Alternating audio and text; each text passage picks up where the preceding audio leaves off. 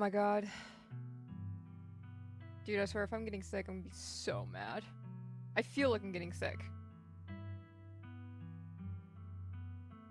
That's what I was afraid of when I had to walk 12 blocks in the rain today. Come on.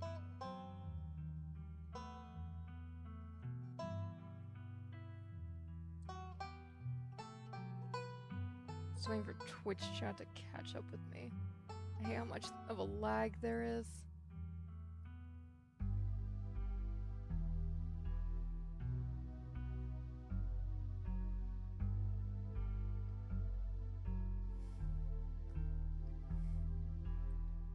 Yeah. Just waiting for Twitch chat to catch up.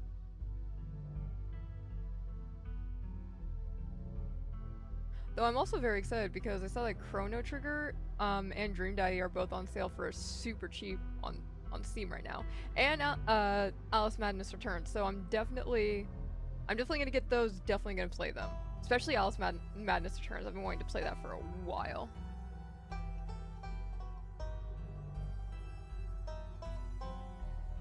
Hope you guys are in the chat, because I'm rearing to start. It's also already almost 8 here. The irony that I wanted to start earlier and I ended up starting pretty much at the same time. But thank God I don't have to go to work tomorrow. I'm glad that I took tomorrow off because I feel like I definitely need it.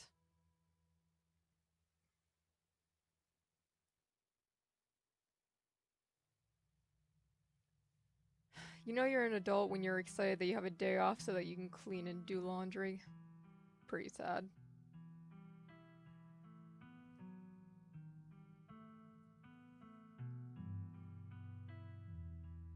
But yeah, so let's get started.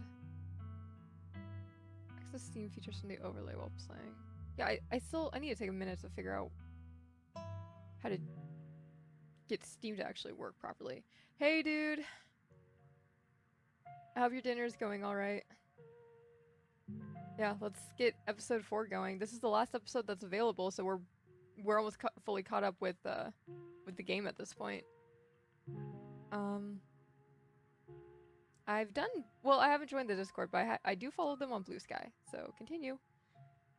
Made in episode 3 bears heavy physical consequences, and a visual reminder of those consequences will follow you for the rest of the game. Oh, it's gonna be like the blood splatter thing in the corners of the screen. Sweet. You can reduce the intensity of this visual reminder or remove it entirely at any point in the preferences. Would you like a recap before starting episode 4? Yes, let's get a full recap.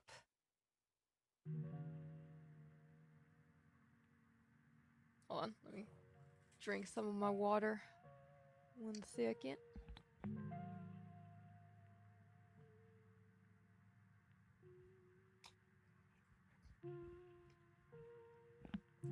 You guys are also... There is very much a delay on Twitch that I'm watching. So you guys are gonna be very delayed for me, but them's the breaks. I don't know how to fix that. The funeral of Pearl and Scarlet, your cousin's mother and your aunt, seemed like something you shouldn't... the funeral of Pearl and Scarlet, your cousin's mother and your aunt, seemed like something you shouldn't ignore, even considering your own late mother's rocky relationship with this side of the family. Welcome to our family's humble estate. Unfortunately, due to the current state of the house, only a few rooms will be safely accessible during your stay. I wouldn't go wandering anywhere else if you value your limbs. The floors have been known to give out. Yeah, sorry if you hear me, like... My throat feels so... not raw, but gunky. In that, oh god, I hope I'm not getting sick kind of way. Yeah, you guys are very much delayed. I need to look up how to fix that.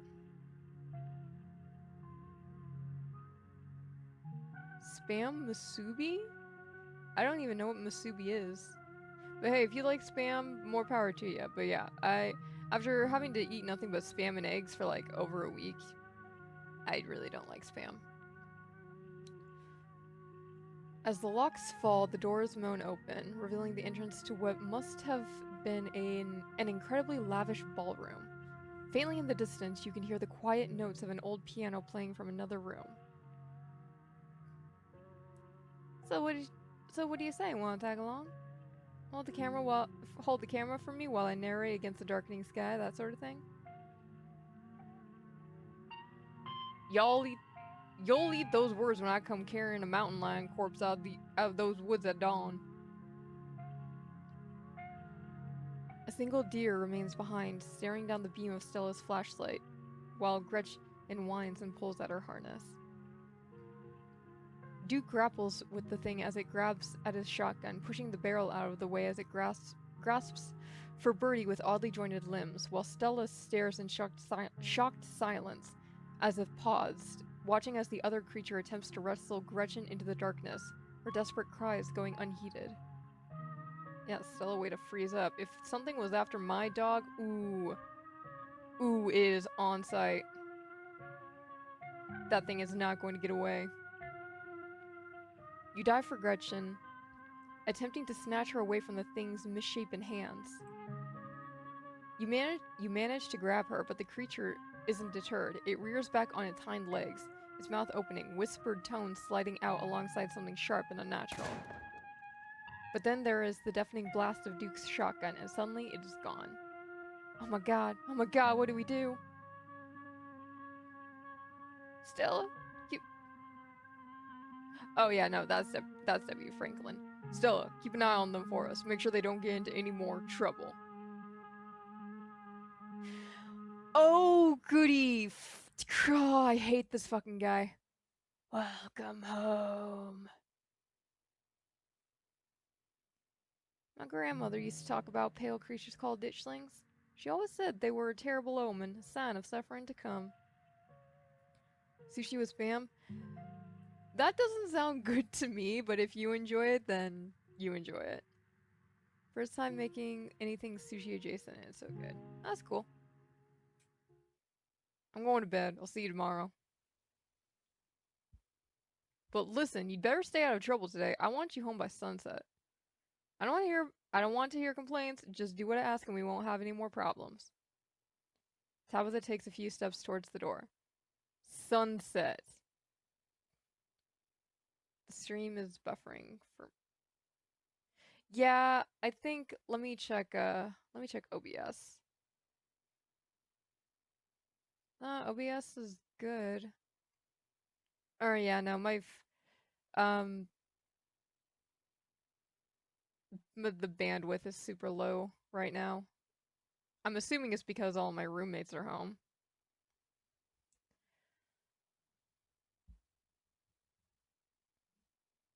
Unfortunately, this might be one of those things where you'll just have to watch the YouTube video, but oh well. Don't know how to fix that. Wow, that's some heavy stuff. No wonder Stella seemed distant. I'm gonna keep my ears open for you. Thanks, Avery. You are literally the coolest character. The diner is where everyone comes to gossip, so I hear a lot about what goes on around here. I'll let you know if anyone mentions those monsters or anything else strange or unusual. Have either of you seen Rosalina around town?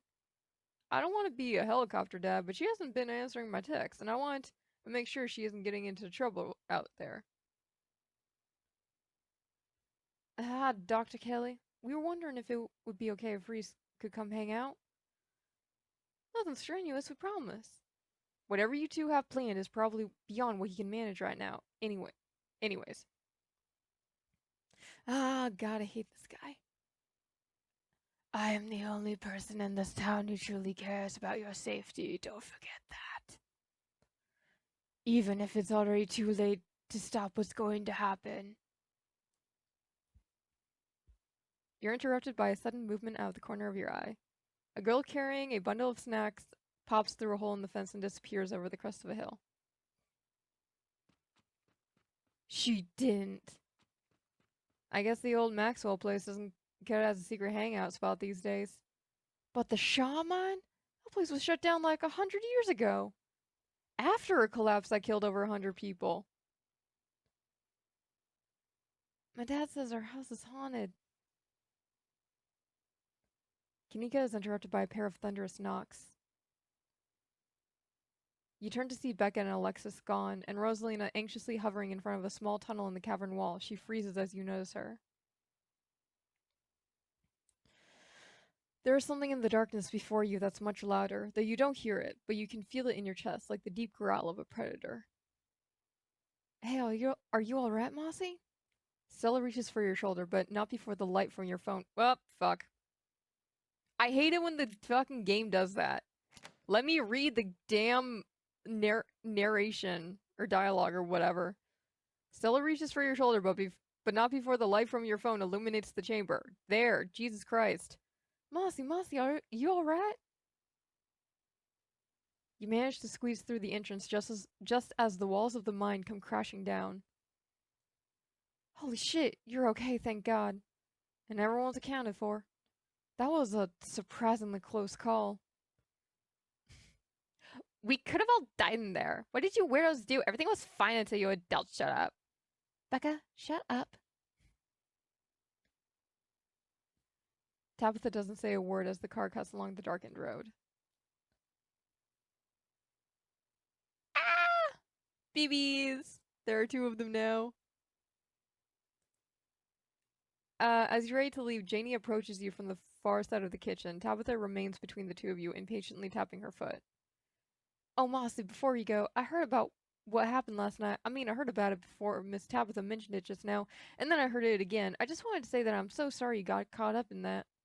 You did right by those kids, though. What a blessing. Everyone got out of that situation all right. Morning. Is the new blend ready? Of course. Mossy, if you'd like to keep Miles company, Tabitha and I will just be a minute. Oh, excuse me. Wait, you're Mossy, aren't you? My name is Bo. I'm Duke's boy. It's a pleasure to meet you. The policeman told me you saw what happened to my daddy. You find Oscar in the midst of moving boxes out of a dusty back room. Its interior dark despite the bright lights streaming through the tall library windows.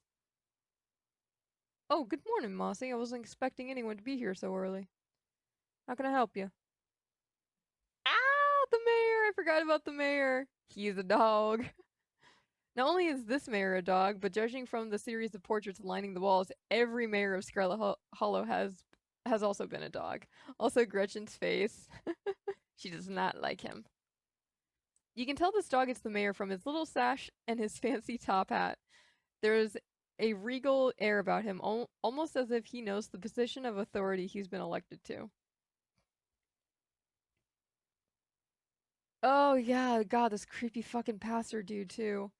I'm still convinced he is the secret big bad evil guy. Like he's the one like doing some goddamn black magic cult ritual shit and causing all this to happen.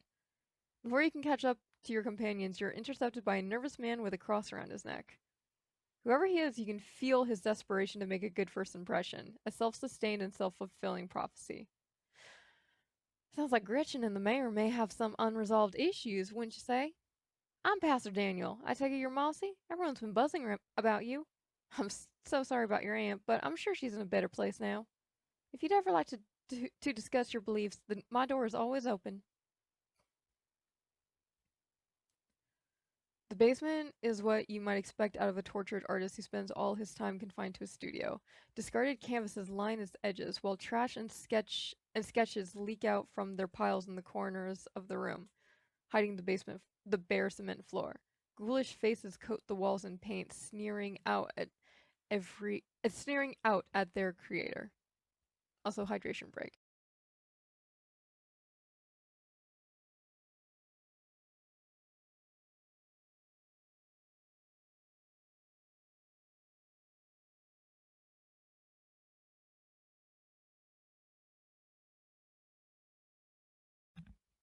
I just noticed the freaking Pinhead poster in the background. Sweet. I really need to watch that movie. I'm just appreciating the art.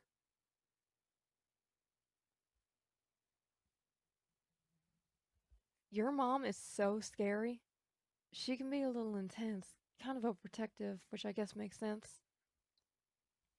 Anyway, make yourselves comfortable. You'll have to forgive the mess. I've been distracted lately, haven't been cleaning much. Been the most awkward dinner ever. Dinner is already laid out. Dinner rolls, spaghetti, and a light salad. Kanika anxiously picks at her food. Stella is nervously talkative, and Reese is suddenly quiet and tense. His shoulders tight as his mother perches his on the chair next to his. Dr. Kelly eyes all of you with a sharp, fierce gaze. Oh, it begins. The yawning begins. So, we were talking about maybe watching a movie sometime this week while Mossy is still in town. We'll see. We'll have to see how you're feeling. I can handle a movie, Doc. Oh, God. Lag. Mouse. Lag. Yeah, we'll just sit. Yeah, we'll just sit downstairs in the dark. Reese is used to that. I'm sure he'll be okay. You're always overestimating how much you're able to do, Reese. This is why you keep getting sick. If I get sick, so what? It's not like that's ever going to change. I'm sick every day and I'm not getting better. I don't want to spend the last few miserable years of my life holed up in the basement alone just because seeing my friends has been deemed too strenuous. I'm an adult, for God's sake. I can't believe I have to ask for permission from my mom just to have friends of. Reese stops mid-sentence, wincing in pain and wrapping himself in his arms. Don't say things like that. I'm doing everything I can to try and fix. Silence as Dr. Kelly's eyes shoot open.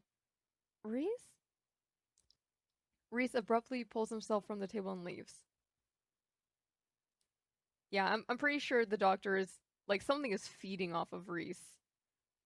That's what I think is happening. Hey, you're here sooner than I expected. Hope dinner went okay.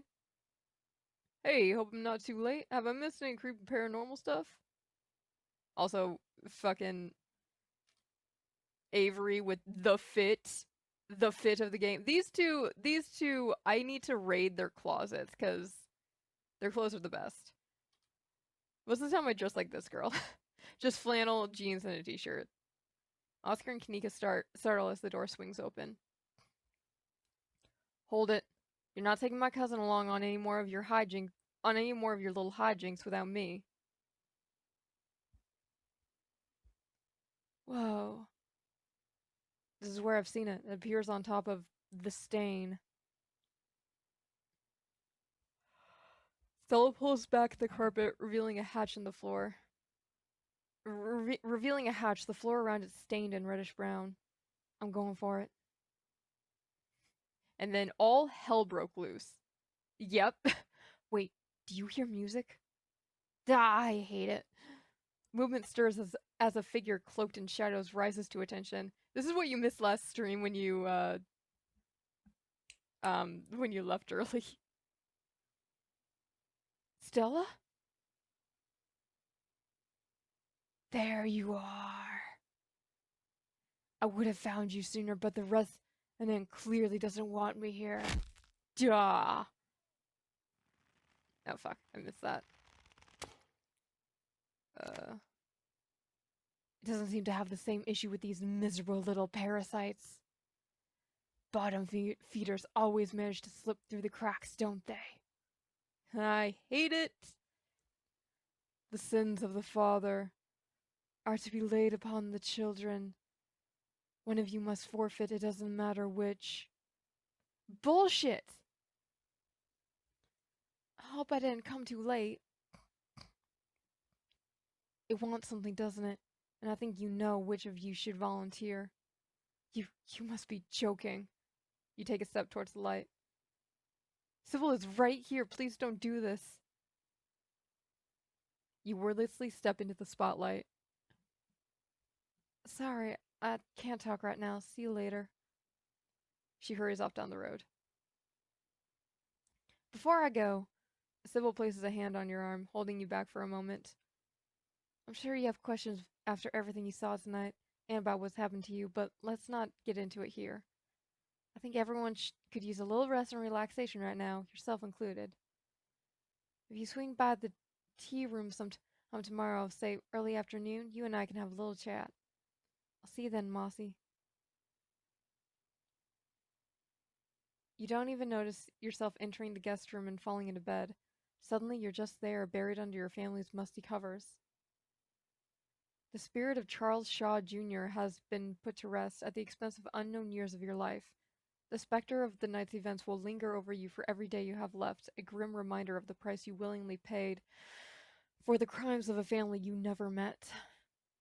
Maybe it'll be easier in the morning. Maybe your joints will ache just a little less than they do now. Maybe you can still right the capsized ship of your now broken life. Or maybe things will only get worse from here. Wake up. Yeebly. Yep. The blood stains around the screen now. You open your eyes, it's a new day. And you feel like shit. You were hoping some of your strength would return to you after a good night's sleep, but you feel just as drained as when you dug yourself out of that shallow grave. Your limbs are heavy and your heart struggles to keep up with your movements. You feel like you've lost something that was important to you.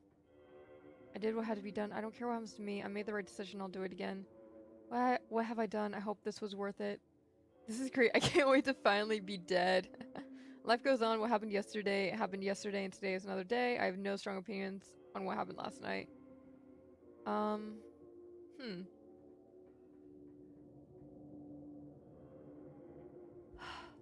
me see. If this were me, and I just had if I just had years of my life stolen from me.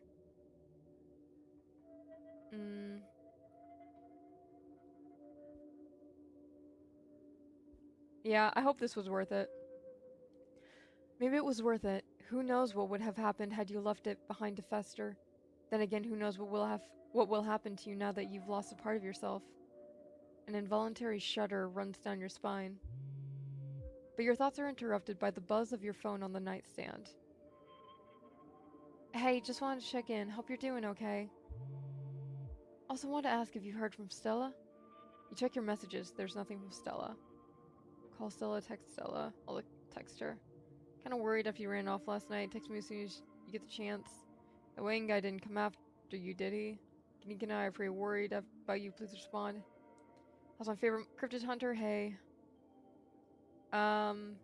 Just send hey. You wait for a silent few minutes. Your message sits undelivered. Your message sits undelivered. Haven't heard from her either. I'm sure she's fine. Well, she's in trouble. Maybe she's just sleeping in. How Stella? Never mind how Stella is. How are you doing? Everyone had a rough night. She's probably still shaken up. If Wayne got her, does Stella disappear like this sometimes? Everyone did have a rough night.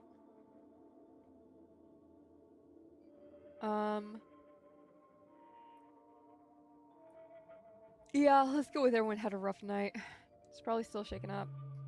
Yeah, but I don't love that she's out there somewhere by herself considering all the shit that's been going down. We should look for her, right? Come to town, we should stick together. Looks like you have your morning plans in order. Take a shower, check the closet, visit the possum. Oh, where did you get that bread? Little guys? Two opossums stare up at you. They both have bread now. That's nice. Wave at them. You wave at them. They continue to stare up at you blankly in response. Alright, babies. Goodbye. Does Kanika have a southern accent? I mean, they're in North Carolina. You close the drawers. This is their home now, and there's nothing you can do to change that. Check the closet. Oh, great, it moved.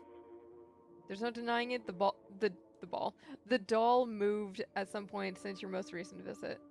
But your long dead relative's creepy doll isn't the only thing that's different. Someone was in here. And judging by the residue that was left behind, you're pretty sure you know the culprit. That means he was in your room.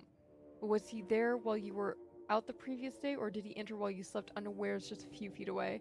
Ooh, that's creepy. I hate that. I hate thinking about it. Something to mull over for the rest of the day. Let's go take a shower. Might as well take a shower before starting the rest of your day. Step into the guest bathroom and into the shower. The hot water soothes your aching joints. Despite the state of the bathroom, the shower is a good place. As it rinses your body clean, you think about your day in the clinic. You're still drawn to it even now. You'll be going back there today, you're sure of it. Think about the specter of an early death that now hangs over you. Think about the afterlife. It's undeniably real at this point, and what you've seen is terrifying. Think about Stella running off last night. Hopefully she's just sleeping in. Think about Duke. Scrub feverishly. Think about Sybil's warning. Think about Wayne. Think about someone special. Think about finally getting out of this hellhole. Think about the clinic. You'll be going back there today, you're sure of it. You're done here. You turn off the faucet and dry yourself off. Head downstairs. It's time to face your cousin. What? No, looking out the window? You find her in the kitchen, her shoulders hunched in a tight ball of anxiety. They're striking. This week of all weeks, as if I didn't have enough on my plate already. There's an almost cool confidence in the way your cousin talks about the strike. Talk about the strike, talk about what happened last night. Have you heard anything from Stella? I can't get a hold of her. If the mine's in trouble, you should just sell it and sell the estate. Get out while you still can. Honestly, yeah. Probably should get going, right? Yeah, let's talk about the strike. You can be honest with me. You seem unfazed by the strike. You seem tense about this.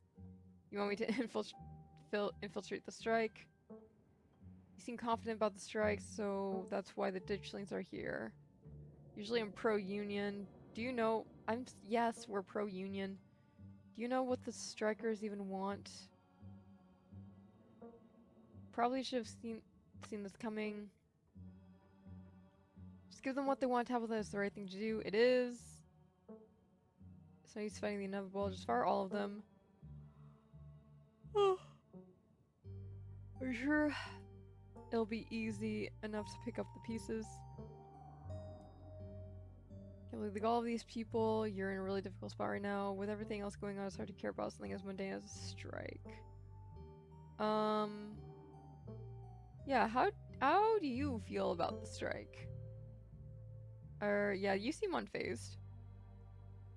It's just a small group of miners causing trouble. It shouldn't be hard to put down. Do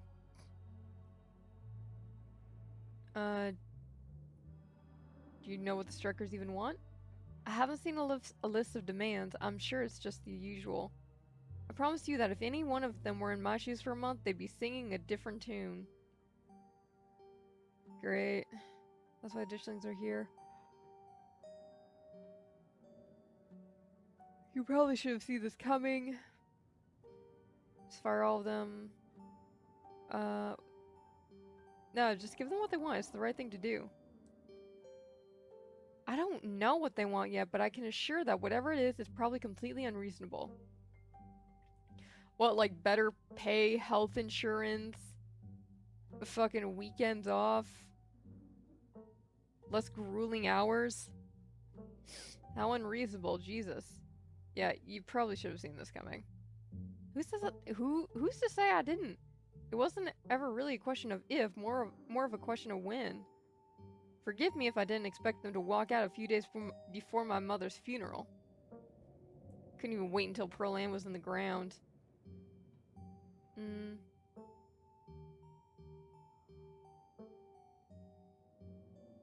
Have you heard from Stella? I can't get a hold of her. No, but that's not exactly newsworthy. I'm sure she's just processing what happened last night.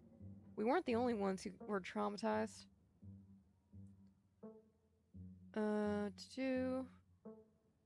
If the mine's in trouble, yeah, just sell it and the estate and get out while you still can. Tabitha bristles. You really are Vivian's kid, aren't you? Trying to bow out just when things get difficult? I'm not giving up like that. This is the Scarlet Mine. I'm not just going to cash out on our family's legacy. I'm bringing the mine back to life one way or another. You're gonna die by the end of the game, probably. Talk about... yeah.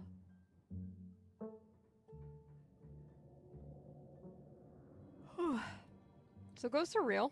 I still can't get over that. I'm sorry about last night. We should have left.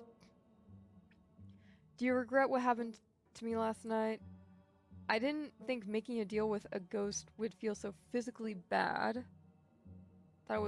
I thought I was making a metaphorical trade.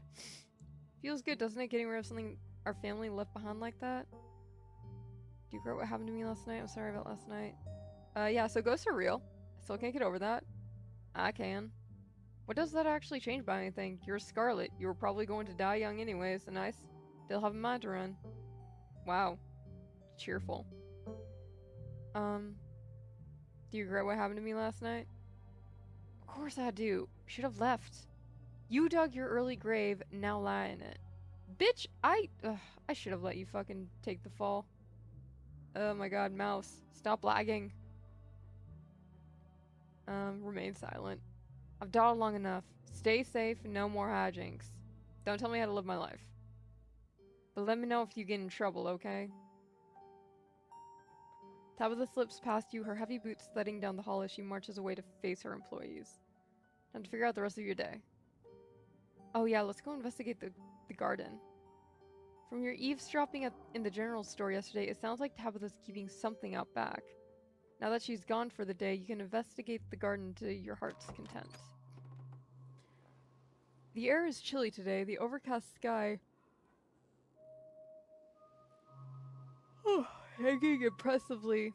hanging oppressively over the weed-choked flower beds.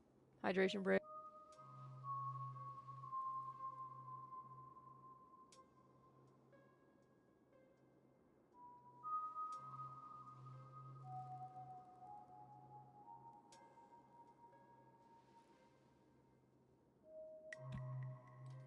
Also, I just wanna... Oh! Is that... I think that's supposed to be a rat, maybe. I don't think it's a possum. Sorry for the sniffles. Like I said, I don't want to say I'm getting sick, but my god, does it feel like the beginning of being sick. Hopefully just a head cold, though. The air is chilly today, the overcast sky hanging oppressively over the weed-choked flower beds. Venture deeper into the garden. Yeah. Sybil mentioned an enclosed space. There isn't a shed out here, but the greenhouse fits the bill. Feels dangerous out here, head back inside. Now, let's investigate the greenhouse. We haven't been there yet. Start carefully picking your way through the underbrush. It doesn't take much effort to find a path. Cuttings of prickly raspberry bushes and tangled vines litter the ground around the greenhouse. You step towards the door. Goat? It's sealed shut by a lock, and you catch a brief glimpse of a horned shadow through the ancient clouded glass. It was a goat. Goat? Well, a strange thing to keep in a greenhouse, especially one so isolated and overgrown. Pick the lock. When are people going to learn that a mere lock can't keep you contained? You pop it open with ease.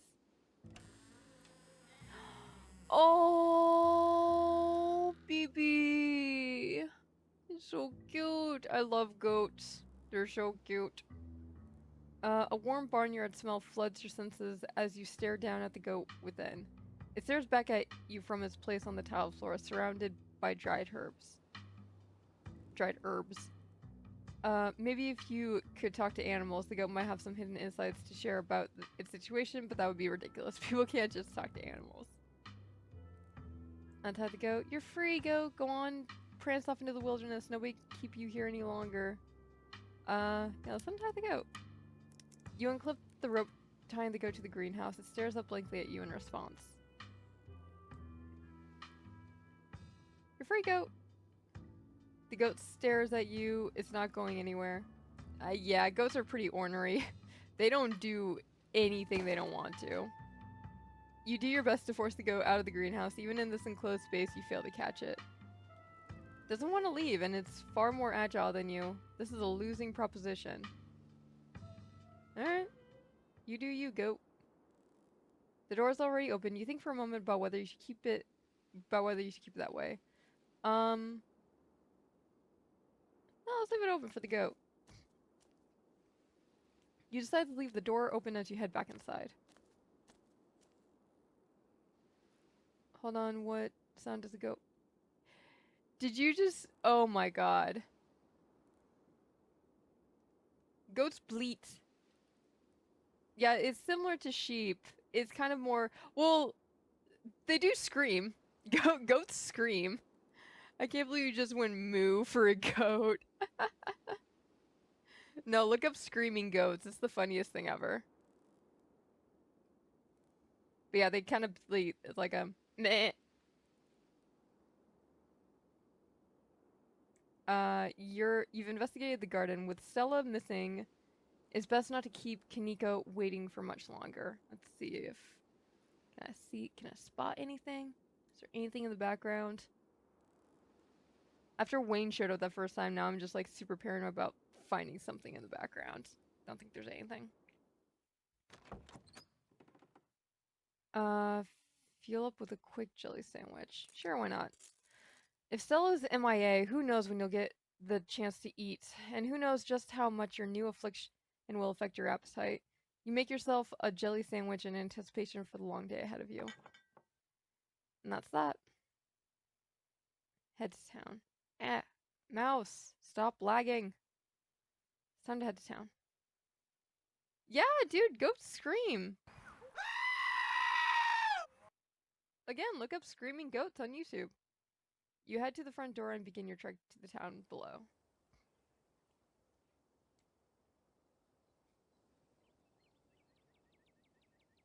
Checking for... Is that a ditchling? Oh yeah, I think those are ditchlings. I think that's a ditchling. I think that's a ditchling. I think that's a ditchling. Might also just be stones. The birds sound different today, muffled, like your ears are full of cotton. The dull sun shines down the surrounding wilderness, seeming to wash the color from the world. But you're adjusting. Already your body is starting to accept the change that has come over it, to accept that this is how things will be from here on out. Glimpses of pale figures dot your periphery. Okay, so they are ditchlings. You haven't seen ditchlings in the middle of the day before. They're getting bolder. Avery! To your surprise, you find a familiar face making its way up the path towards you. Hey, I was just coming up to see you. Hope you were able to get some sleep after everything that happened last night. They don't say anything about your appearance, but you can see them take you in, the light of day revealing your new features clearly for the first time. You doing okay? Do I look like fucking Meryl Streep from, what is it? Into the Woods? Am I an old hag? I'm old now. I'm old! I'm like the Crypt Keeper! I'm old now, my bones hurt. Aging like this isn't too bad, I'll manage just fine. I regret what I did, I should have just left it there. I'll do it again in a heartbeat, I'd rather not talk about it.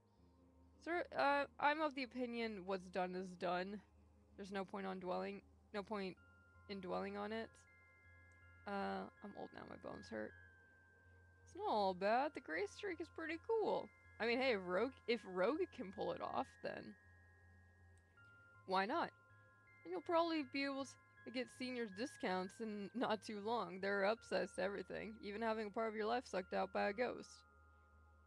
Are you really still feeling chill after everything that happened last night? You have to put on a front. Last night was a lot, I get it.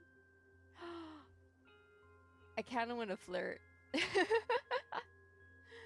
You were coming to see me? That's sweet. There's ditchlings everywhere now.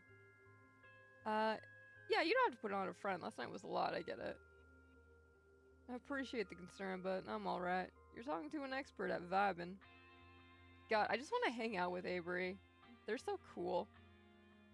I know most folks would probably be freaking out or having some kind of existential crisis, but that's not how I deal with heavy stuff. Surprisingly enough, Avery is mostly telling the truth. They're fine. I mean, I'm not 100% chill today, I'll admit it. I feel kind of bruised, both physically and spiritually, if that makes sense. Yeah. I hate it when, like, you're not just tired or fatigued, like, physically, but you're, like, your soul is fatigued. That's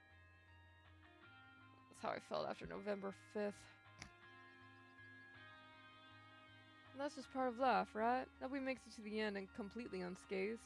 It's true, nobody makes it out alive. And I'm glad my new emotional baggage comes from a ghost instead of some boring normal trauma. That's also true.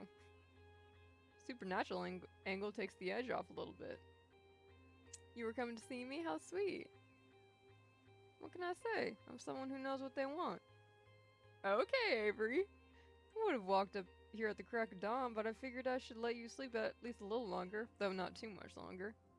I had to make sure you didn't or running off in trouble, not without me. Fuck, are we turning into a cougar?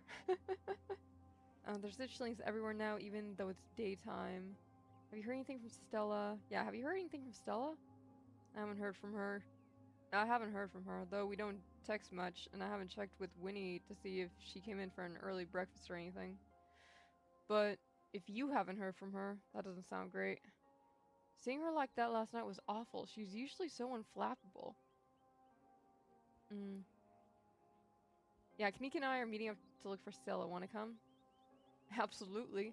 Told Winnie I'd be coming in late today, so I've got time. I don't know how much time, though. From what I saw this morning, there's already a few miners holed up in there.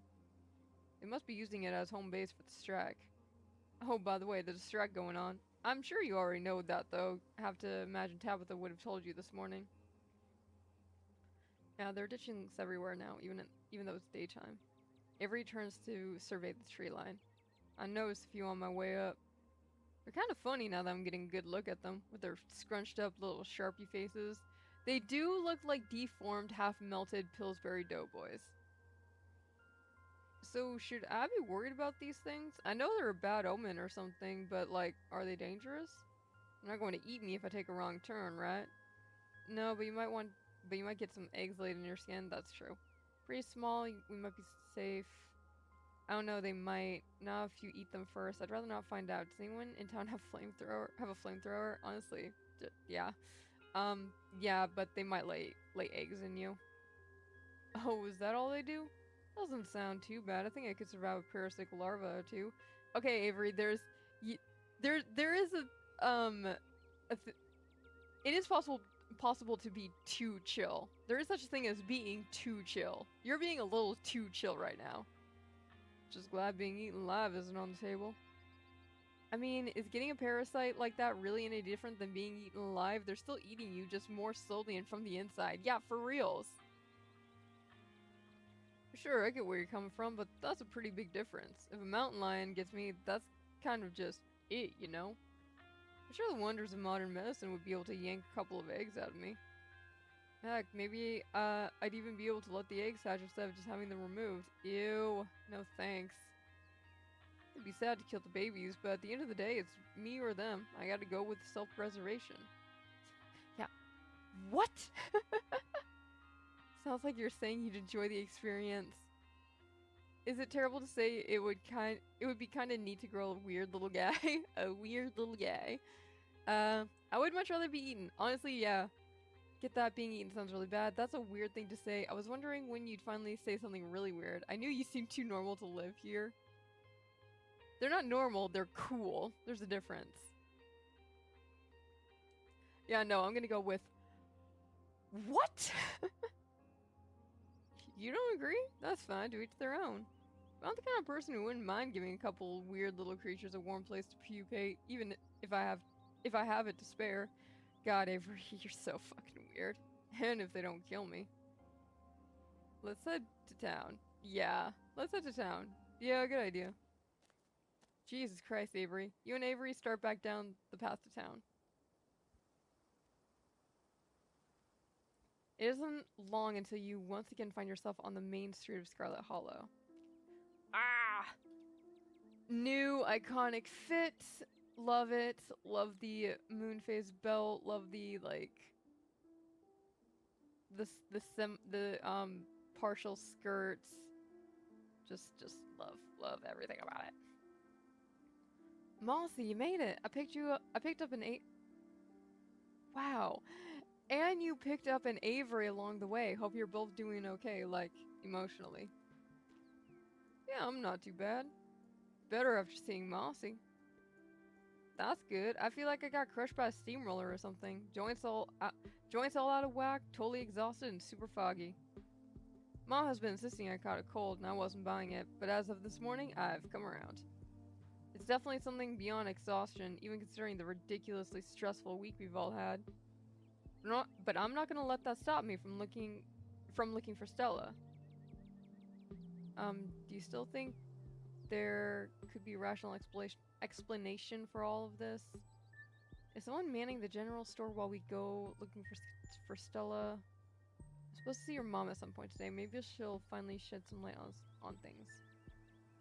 Kenai, I think last night just pushed Stella over the edge. I know I've only known her a couple of days, but it feels like she has a tendency to run from difficult emotions. Usually she just changes the subject, but I guess this time she wound up literally running. Let's not dawdle and worry about Stella and just feel right to be doing anything that isn't actively looking for her. Are y'all sure we need to go look for Stella? Probably okay dealing with complicated emotions. Let's not forget that Wayne threatened her last night. I am supposed to meet your mom at some point. I'm not sure what she's planning to tell you today that she couldn't have told all of us last night. Maybe she's going to read your fortune. After last night, I wouldn't doubt that she actually could. Your mom's always had a bit of that Glinda vibe going for her. Yeah, maybe I should stop making fun of her whole New Age mystic thing. A lot's happened in the past couple of days. I need to take a page out of Stella's book and just block this shit out. I need to be focused. I can't keep having these existential crises. There'll be plenty of time for tea after we found Stella. Yeah, I think last night pushed Stella over the edge. You're absolutely right. And as her friends, we can't let her be alone at a time like this. I've made that mistake before. Plus, she got mobbed by those weird little creatures. Plus, she could get mobbed by those weird little creatures, or worse. Exactly. This is no time for anyone to be off on their own. Who knows what kind of weird stuff is out there. After the past couple nights, I wouldn't be surprised if there were actual Bigfoots in the woods just waiting to eat any human who wanders too far from civilization. Do Bigfoots thirst for human flesh? Is that some kind of common knowledge I wasn't keyed in on? I wouldn't be surprised is all I'm saying. Okay, let's get started. I don't want to waste another minute. Where to first? Let's go to Stella's house. Honestly, yeah, let's go check on Stella's house first. Who's checking on Oscar? He's smart, me, he'll know what to do. Check out the diner, go to the mines, check out the church. We do need to go there at some point. Let Avery know that you and Kanika can take it from here. Now let's go to Stella's house. At least it's a good place to start. Yeah, a good place to start. Maybe she just slipped in. That's what I'm hoping. I would have gone already, but I was kind of nervous about doing anything by myself today, just in case I ran into yet another horror from beyond the veil or whatever. You make your way towards Stella's house. The door is as pristine as any old wooden door. No bloody handprints in sight. Any telltale sign of Wayne absent. If something happened here, it didn't involve him. At least not at the front door. Kanika knocks anxiously on the door. It creaks open. Oh boy. The house is quiet, the world outside muffled as you take a cautious step over the threshold into the muted air of the living room. No excitable pug rushes to greet you at the door, and you have a feeling that no Stella is going to emerge from the shadows to sleepily greet you. This doesn't look like a break-in, it looks like somebody left the door open. Stella or someone else was in a hurry when they left. Nobody's here, and I don't think Wayne came knocking at the front door. She says Stella's dead and it's all my fault. No, okay, around here. I'm not from around here. Is it normal for people to leave their doors open? Yeah. I've left my patio door open on occasion, usually when I'm home, but I've had squirrels take 1,000 invitation one too many times and bust in and take a few bites out of my plants, so even I keep my doors closed. Bad enough that they go after everything in the community garden, but to come into my house and help themselves to my precious leafy babies? Squirrels of Scarlet Hollow are my only true enemies. And Stella would definitely know better than to leave her door wide open like this, especially considering the ditchling situation. Might as well invite ourselves in, right? Yeah, we should go in. Screw going in there. Let's just call the cops. Yeah, we should go in. Cool. I'll be brave and go first. Avery casually steps over the threshold into Stella's house. Aside from the corner of the room dedicated to Gretchen, oh, that's cute. Stella's house almost feels like a museum. Everything's organized with a sort of tidiness you wouldn't expect from someone as rough and tumble as Stella, and only a handful of objects feel like they belong to her. Whatever happened to Stella, it doesn't look like it happened here. Doesn't look like there was a struggle or anything, unless it happened in another room, or maybe someone or something caught her off guard. You didn't have to add that last part. I'm going to forget that you said that and just be thankful that this doesn't look like a crime scene. Investigate the kitchen, investigate Stella's room. Oh god, why am I suddenly so freaking tired?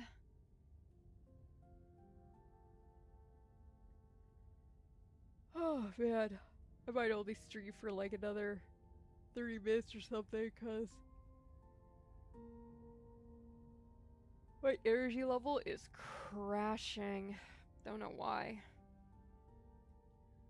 Then again, I did take tomorrow off because I'm very exhausted and I need some time to rest.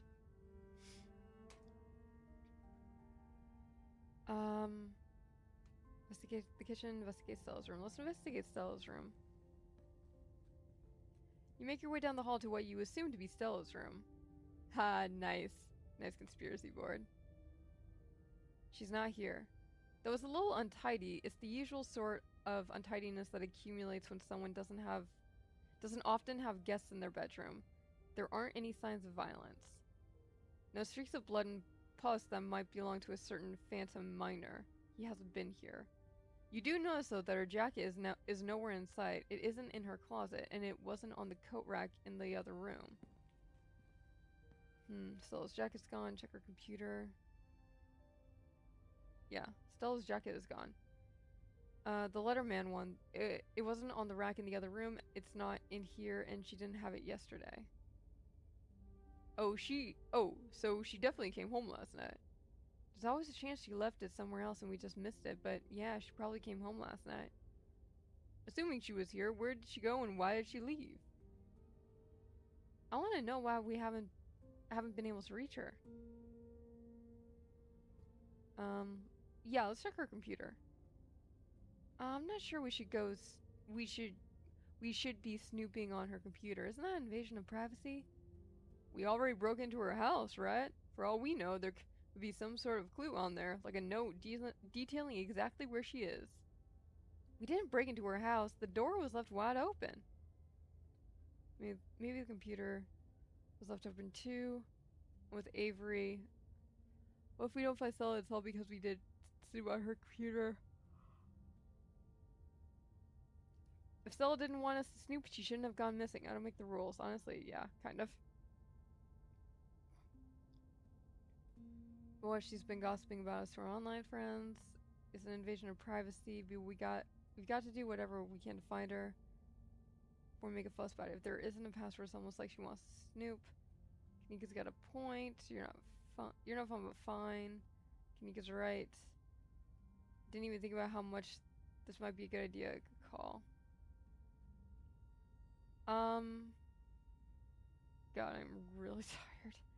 I don't know why. I genuinely don't know why I'm suddenly just so exhausted out of nowhere. This is not fun, fam.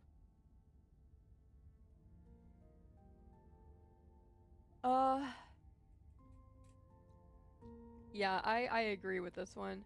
It is an invasion of privacy, but she is also missing, so. Sure, snoop away, but I'm not going to take part in this. I'll just be over here, standing in the corner of the room, not looking over your shoulder. Let me know if you find anything. I'll go until...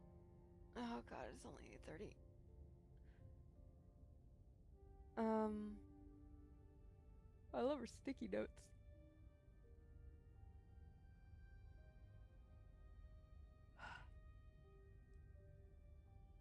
Nice, Jersey Devil.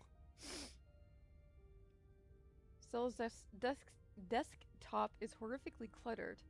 There's only too many files and folders to fit on her monitor, and they overlap each other in a chaotic multi-layered display. Whoa, how do we find anything on here? You don't. Come on, let's go.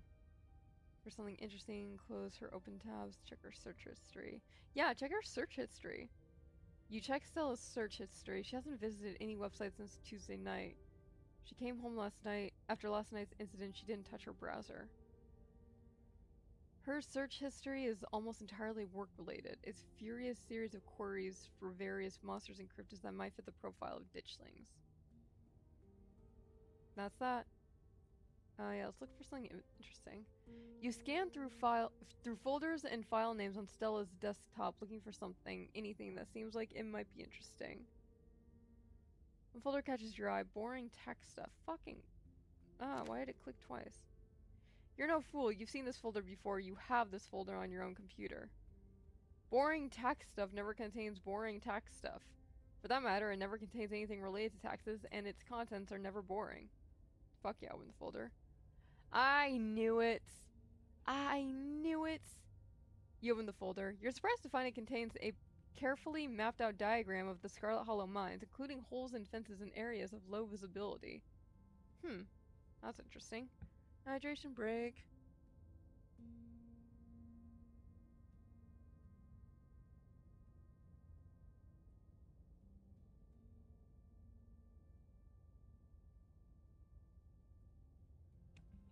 And we're back.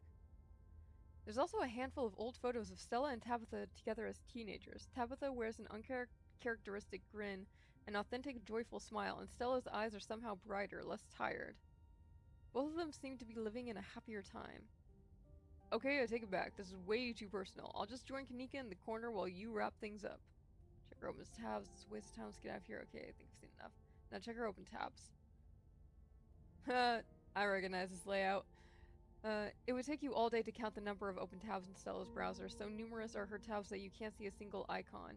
A sea of rounded, featureless triangles from Windows Edge to Windows Edge. Her most recently opened tab is a post on Uncle Carl's Bigfoot Farm, a forum for cryptozoology enthusiasts. The post in question is titled "Something Big is Happening in Scarlet Hollow." Hidden Appalachia. Hey everyone. I was out chasing a skunk ape sighting the other day and I found these weird little guys. My friend's mom says there's something called ditchlings, but I've never heard of them before. Anyone have any good leads? Camera isn't shaking enough. This is totally staged. Clean footage of some sort of cryptid nobody has heard of nobody has heard of except for your friend's mom. The only thing I'm seeing when I Google ditchlings is some city in England. I thought you were legit. Guys, since when did high quality footage count as anything other than actual evidence? Those things are terrifying. Since every low budget horror movie started doing guerrilla marketing, I smell an ARG. I'm serious, I've got a ton of extra footage to look at what they've been doing to the animals in town. They're apparently some sort of bad omen, like Mothman. Okay, I'm listening. I love me a Mothman. I believe you. Ugh, lucky you're falling right into her lap. I don't trust YouTubers. They're entertainers, not scientists. Thread continues into the next day. Hey, okay, so one, this isn't an ARG. I would never. And two, you're not going to believe this, but we went into an abandoned mine last night to investigate things, and I'm pretty sure we found some Tommy knockers. Listen to this knocking we managed to catch on tape. There's a link to an audio file titled TommyKnockersReal.wav. W-A-V. Just because you put the word real in your file name doesn't mean they're real. 2 supernatural events on back-to-back nights? This is so fake. I can't believe I bought into that River Runner hype. You're so full of it. YouTubers are always going to sell out to big indie horror. This is Kidnapped by Aliens all over again. Also, lol, doughy white things and now loud popping noises. This is definitely an ARG. Did you sell out to Pillsbury? Stop cyberbullying her or I'm going to call the mods. Locking this thread and giving everyone a 7-day ban. No cyberbullying and no self-promo. Thread ends. Okay, I think we've seen enough. Thank God. Hacker Man. Snooping Stella's computer. Huh. Cool. Hacker Man. Hacker Man. Hacker Man. I love seeing someone's room before they've had a chance to clean it up for company. It looks like a room and he thought it's a mess. You think there was a struggle in here? Yeah, any thoughts? I think you about summed it up. This is definitely a room. Yeah, nothing much to comment on. This is what her room's been like for pretty much the entire time I've known her. The only thing that's changed is the computer getting a lot fancier. Could use a few more houseplants. I'll put together some trimmings after we found her. Aw, she still does those corkboard with string things. Conspiracy board. That is a conspiracy board. She loves putting the strings up there. I don't think they actually mean anything, but they're more for decoration anyway. Yeah, let's investigate the kitchen. Stella's kitchen is slightly messy. A couple cabinets are hanging open, and a loaf of bread sits on the counter by a used butter knife. The crust of the bread has gone somewhat stale. About as much as you'd expect after being left out overnight. Whoever left it here left many hours ago. It's a little messy, but it doesn't look like anything violent happened here. Stella's kitchen normally this messy. Looks normal to me. Doesn't look like anything violent happened here.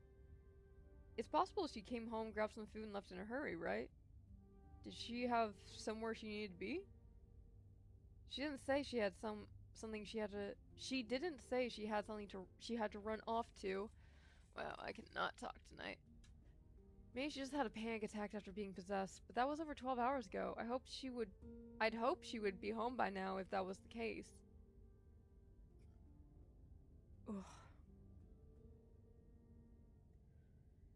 Is Stella the sort of person to stop back home to make a snack in the middle of a mental health crisis? Yes. Wow, she's just like me for real. And it's comforting to think that might be all that happened. A panic attack is much more manageable than rotting ghouls or parasitic doughboys.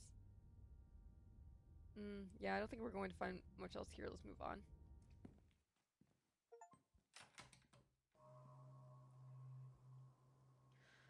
Okay, so she probably came home last night, but she's not here now, and we don't have any idea where she might have gone. Can we check for footprints? I thought she was overreacting this morning. I hoped she would just be sleeping in. I can't believe she's actually missing. We'll find her. Where to next? We should go to the cops, right? We should check in on Oscar. Let's check out the diner. Yeah, let's go to Oscar. Maybe he'll know what to do. I hope nothing else happened after we all went home last night. They're so brave for sleeping in that house after everything we went through. I'd rather sleep in the woods with the ditchlings than someplace that was that haunted. Your mom said it was safe, and I'm inclined to believe her. Why would she lie? But how would she know that? Magic, probably? But there's only one way to find out. Let's go! Morning light streams in through the library's large windows. In the bright daylight, it's once again a place of comfort, all menace having fled in the wake of Charles Shaw Jr.'s departure. No ghosts, thank God. I was not up for an encore.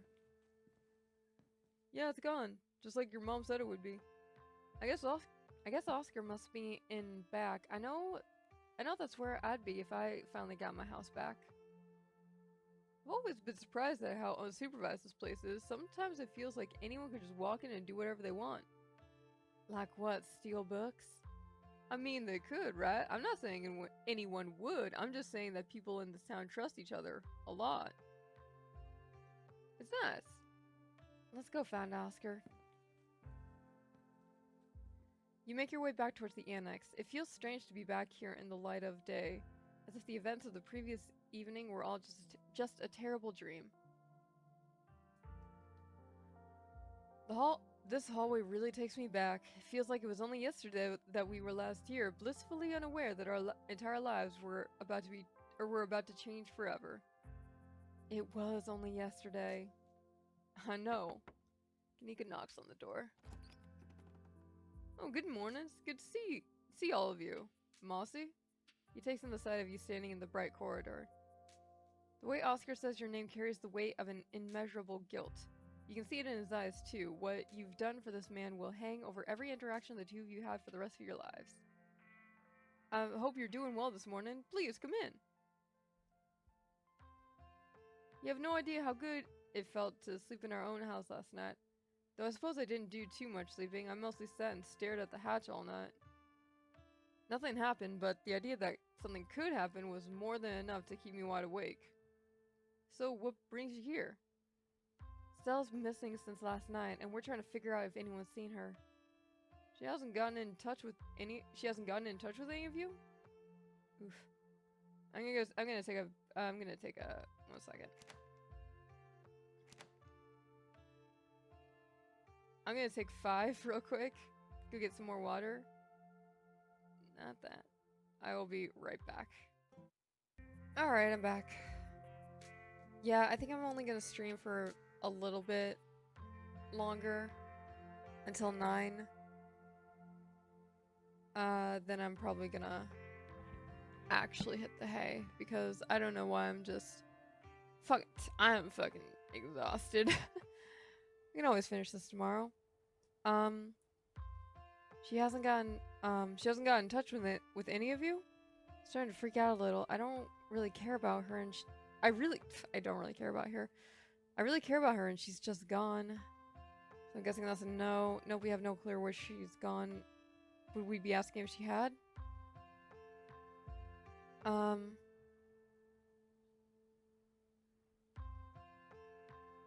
Yeah, I'm starting to freak out a little. It's okay, Mossy. We're going to find her. That's not good. I haven't seen her since she ran off last night. God, I feel like this is all my fault. Should have done a better job warning her out. Stella was practically banging down your door trying to get evidence of ghosts. I don't think you were gonna be able to stop her. There was no way you could have known how she would react when she found it. Even if she knew how... I don't even think she knew how she'd react. And besides, you didn't know how bad it was gonna get. You can't blame yourself for everything, man. I know you probably feel like it's your responsibility to make sure everyone around you is okay, but sometimes that's just not gonna be possible. You're only one guy. Now I'm really starting to worry. It sounds like no one in town has seen her. That doesn't mean something bad happened. Hey, maybe she got on a bus and fucking left. But it doesn't exactly sound like it's all sunshine and roses for her either. Sorry, can't be more helpful, especially after everything y'all have done for us. I know time is of the essence right now, but while you're here, I want to let you know that I'm determined to do whatever I can to help investigate what's happening to our town. I was hoping we could compare notes. It might help me narrow down where I should start my research. As far as I'm aware, there was nothing paranormal in Scarlet Hollow before very recently. Now here we are, suddenly surrounded by weird little goblin creatures in the woods and plagued by angry ghosts. You think there was some inciting event? You think there was some inciting event, right? I do. That's my thought too. It was never like this in the holler before. Something must have happened that kicked off all this magic stuff. Avery stares at you. I mean, it's obvious, right? Things only started happening once Mossy got here. Kanika shoots Avery a glare. No, we are not throwing Mossy under the bus. What? There's nothing wrong with being a magical catalyst. Sure, there's probably nothing wrong with someone being a magical catalyst, but there's definitely something wrong with saying someone's a magical catalyst. If people get the wrong idea, we're only a couple of steps away from the whole town deciding to shaw them. Nobody's going to drag Mossy into a witch hunt on my watch. Thank you, Kanika. Sorry, let me just bump the mic while I'm trying to scratch my back. I like to think we've outgrown the days of running people out of town on rails. You'd be surprised. I'd rather play it safe. Don't worry. It's not like I'm going to run around town telling everyone that Mossy magicked a bunch of terrible disasters into existence. But if there's a catalyst for all of this, why wouldn't it be a lost Scarlet finally coming home to Scarlet Hollow? If I may.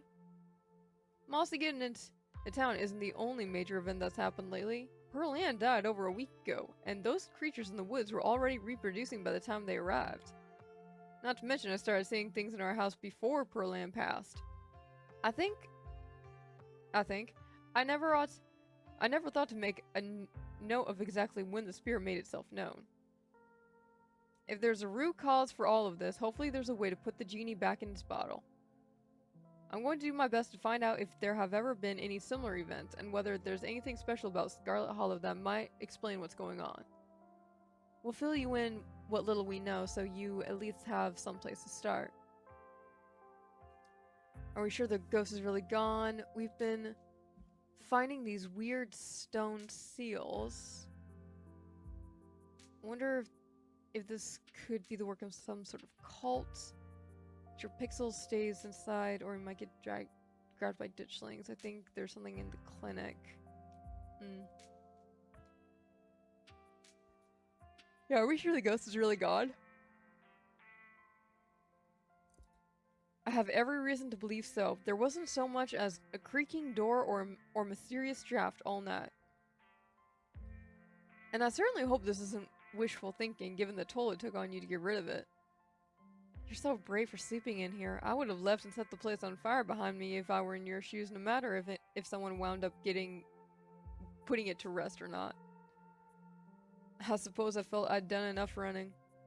I think the worst it could do, and I was willing to risk it if it meant Rosalina wouldn't spend another night sleeping on a cot in the back room of a library. So yeah, we've been finding these weird stone seals. There was one in the mines and another in your basement. There might be more. These are those carvings you mentioned last night, right? Is it possible, like, if we get a chance to look at a map of the town, are they like being triangulated? The seals? Like, where is the mine in relation to the clinic, in relation to the library? To think there was something like that under my house all this time. And to think someone must have put it there. But who? This gives me quite a few threads to follow. Thank you, Mossy. Mossy, didn't you say you felt something similar to the mine seal outside the clinic yesterday? I hope that doesn't mean something weird's about to happen there, too. Uh-oh, losing the only doctor's office in town seems like it would be bad. Here's hoping we sort things out before that becomes an issue. You know, I was thinking about filling that basement with cement and pretending it was never a part of this house. But if we're still here, maybe we should go down and ostracize. Take a closer look at that carving, seal, whatever it is. Heck yeah, it'll be like checking out the behind the scenes of a haunted house the morning after. I mean, I know you're joking, but that's literally what we'd be doing, right? Huh, now that you mention it, yeah, I guess that wasn't the best analogy. It's been bad enough going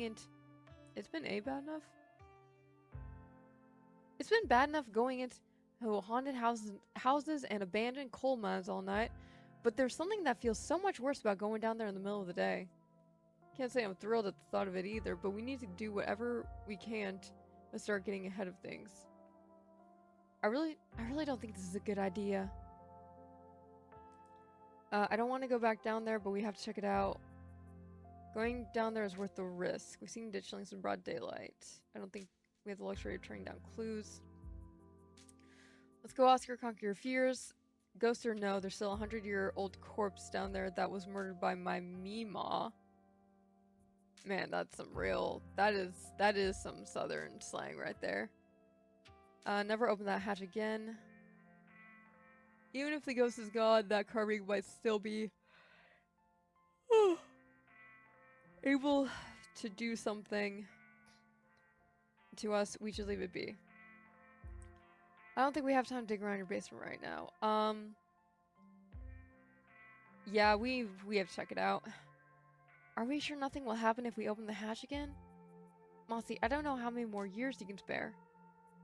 You can't just spend the rest of your life worrying that a room in your house might be a gateway to a ghost dimension.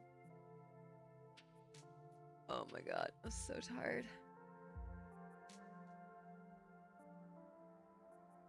It's almost 9 anyways. I'll finish the scene, then call it a night. I'm sorry, I know it's short, but geez Louise. It'll be easier to clear out the demons and make that space your own. Besides, that thing is gone. We don't have to second guess ourselves. You're right. I told myself I'd stop letting my fears get the best of me, and I'm going to hold myself to that. Oscar leads you down the familiar hallway to Rosalina's room. Hey, Dad. What are you all doing in here? I'm going back into the basement, Rosa. I'm afraid there's something down there that might help us figure out what's going on in town. It's probably best you go to the library while we... No way. If you're going down there, I'm going too. Remember what you said last night? No more secrets. We're in this together. You're right, Rosa. You can come with us. No more secrets. Am I the only person in this town who doesn't have a death wish? Sybil said that the ghost is gone. I really don't think there's anything to be afraid of down there anymore. Just give me a moment to move all this out of the way. Oscar gets to work moving the furniture from the trapdoor, his broad shoulders making quick work of it. Before you and your companions know it, you find yourselves transfixed to the trapdoor. I don't want to go back down there. It's okay. It's okay, Alexis. You don't have to come with us. We can stay up here together while everyone else goes down there. Oscar opens the hatch with a menacing creak. Everybody's heart skips a beat. It skips a beat, though. Everybody's heart skips a beat, though Avery's might have skipped a beat out of excitement rather than fear. But none of you are swept up into a ghost nightmare puppet show. The sun continues to shine, the birds continue to sing outside Rosalina's window. See? Nothing to be worried about. The slight tremor in his voice tells you he's mostly saying that to himself. See? Nothing to be worried about. Shall we? If you're sure you want to do this, I won't stop you. But I do not like the vibes I'm getting from that pit. Descend. Excavation of Oscar's basement. You descend the basement stairs and find yourself in the same cold, unfinished place you were in last night. You can't shake an oppressive feeling, but whether that feeling is driven more by the trauma of the past night or by something more tangible, you're unsure. Well, I guess whatever we're looking for is in that pit. I guess we should take a look. Oscar walks up to the burial site, eyes widening as he peers inside. Is it gone? Yeah, staring into the pit. Nope, it's still there. Cool. The eternally screaming remains of Charles Shaw Jr. are exactly where you left them last night, staring back up at you with empty sockets. The carving lines beneath him, the heavy, cold stone acting as his coffin. Its style is more than just similar to the carving in the mines. Both stones were carved by the same artist. Gross, he rotted all over that rock. You have no interest in going any closer. This carving has trouble written all over it, and who knows what kind of diseases. Charlie? Oh, cool. Dang, Charlie, Mossy's grandma really did a number on you. Nobody touch it. I'll have to call Dr. Kelly about this. We should put his body to rest, right? That's how these things usually go. At least in the movies. And hey, we disturbed his body and he hasn't come back for a sequel. Confirmation that he's gone for good, right? I think so. That's gonna make it a lot easier to sleep at night. Does that mean to let me sleep in my actual bed? Whoa, let's give it one more night. I still don't know how I feel about you sleeping on top of that rock. Ugh, I wish I could check, like, how long was left in a chapter, but yeah, I'm beat. I am so very, very beat. Save. I know this was a super short stream, but yeah, I need rest. I need some fucking rest too. Hey, I have tomorrow off. I can just come back and finish this then. Hello all. There we go. I'm sick, in case you couldn't tell. And of course the freaking my internet bandwidth is so... Oh, there it goes, actually. But, God, yeah, I don't know why my bandwidth is doing that. Yeah, whatever. But yeah, in case you can tell, I am sick. And it sucks. But we're gonna finish, episode 4 of Scarlet Hollow super quick so I can go back to bed because I'm determined to finish this. Mostly so I can get the videos up on YouTube. I will not be doing any voices today. I am very sorry. Let's see, where were we? Whoa, let's give it one more night. I still don't know how I feel about you sleeping on top of that rock. What was the context of this conversation? Disturbs why he hasn't come back. It's gonna make it a lot easier to sleep tonight, Tofu.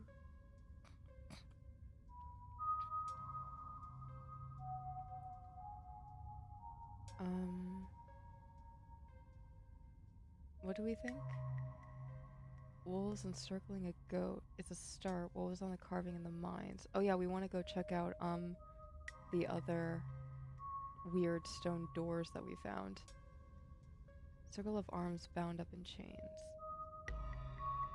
Interesting. I'm sure that depiction will be more than enough to get started. Can Alexis and I help? I want to know why someone put this creepy stuff under my room.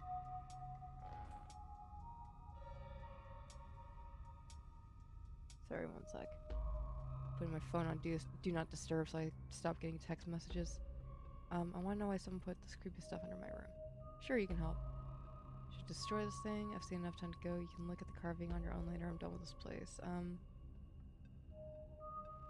I don't know about destroying it. I feel like destroying it might unleash something. These doors feel like seals. They feel like they're keeping something in prison and something is trying to break out.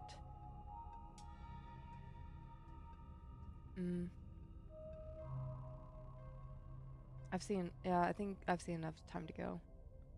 Yes, let's go back upstairs. Now that we know it's safe down here, I'll come back on my own time to do a more thorough examination. I also know I'm speaking a lot quieter now, so I hope that the mic and game volume is mixed properly. You and the others make your way back up to Rosalina's room. As soon as you're all in one place, Oscar closes the trapdoor and moves the pile of furniture back in place. I mean, a desk isn't gonna do much to stop a ghost, but... So, did y'all get possessed or cursed or anything? No, but we did see a dead body. Close enough, glad I stayed put. Alexis, you want to see a picture of it? Ew, okay.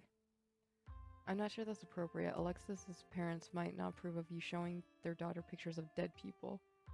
They let her watch all kinds of scary movies, Dad, it's fine, and maybe she can help with the investigation too. I mean, I don't know. There's a difference between a dead body in a movie and an actual, like, real life dead body. But, hey, I'm not there, so. Yeah, it's totally cool, Mr. Gutierrez. I don't want to see it in person, but I do want to see it. That's fair. Before Oscar has a chance to get in another word, Rosalina's already pulled up the picture on her phone. I mean, to be fair, how many of us, like, as soon as somebody tells us don't Google something, we immediately have the urge to Google it. Like, it's a real thing. I don't know why us humans are wired like that. Well, I can't believe you're gonna sleep in here. You're so brave. Oscar sighs. I'll be back on you two in a minute. I'll be back to check in on you two in a minute. I've just got a couple of things to finish up with these folks. You, Kanika, and Avery follow Oscar back to the living room. Also, the sooner I finish this game, the sooner I can order me some soup dumplings. With money I definitely don't have, but I really want soup dumplings. So, I have more than enough to get started on my research now, but is there anything else I should know about? I wonder if this could be the work of some sort of cult. I mean, that seems pretty obvious. Make sure Pixel stays inside. Yeah, he might get grabbed by the ditchlings. There's something in the clinic. Yeah, I think there's something in the clinic. There was this door yesterday and I could feel something pulling me towards it. Sorry if I keep making gross noises into the microphone. Also, water break, hydration break.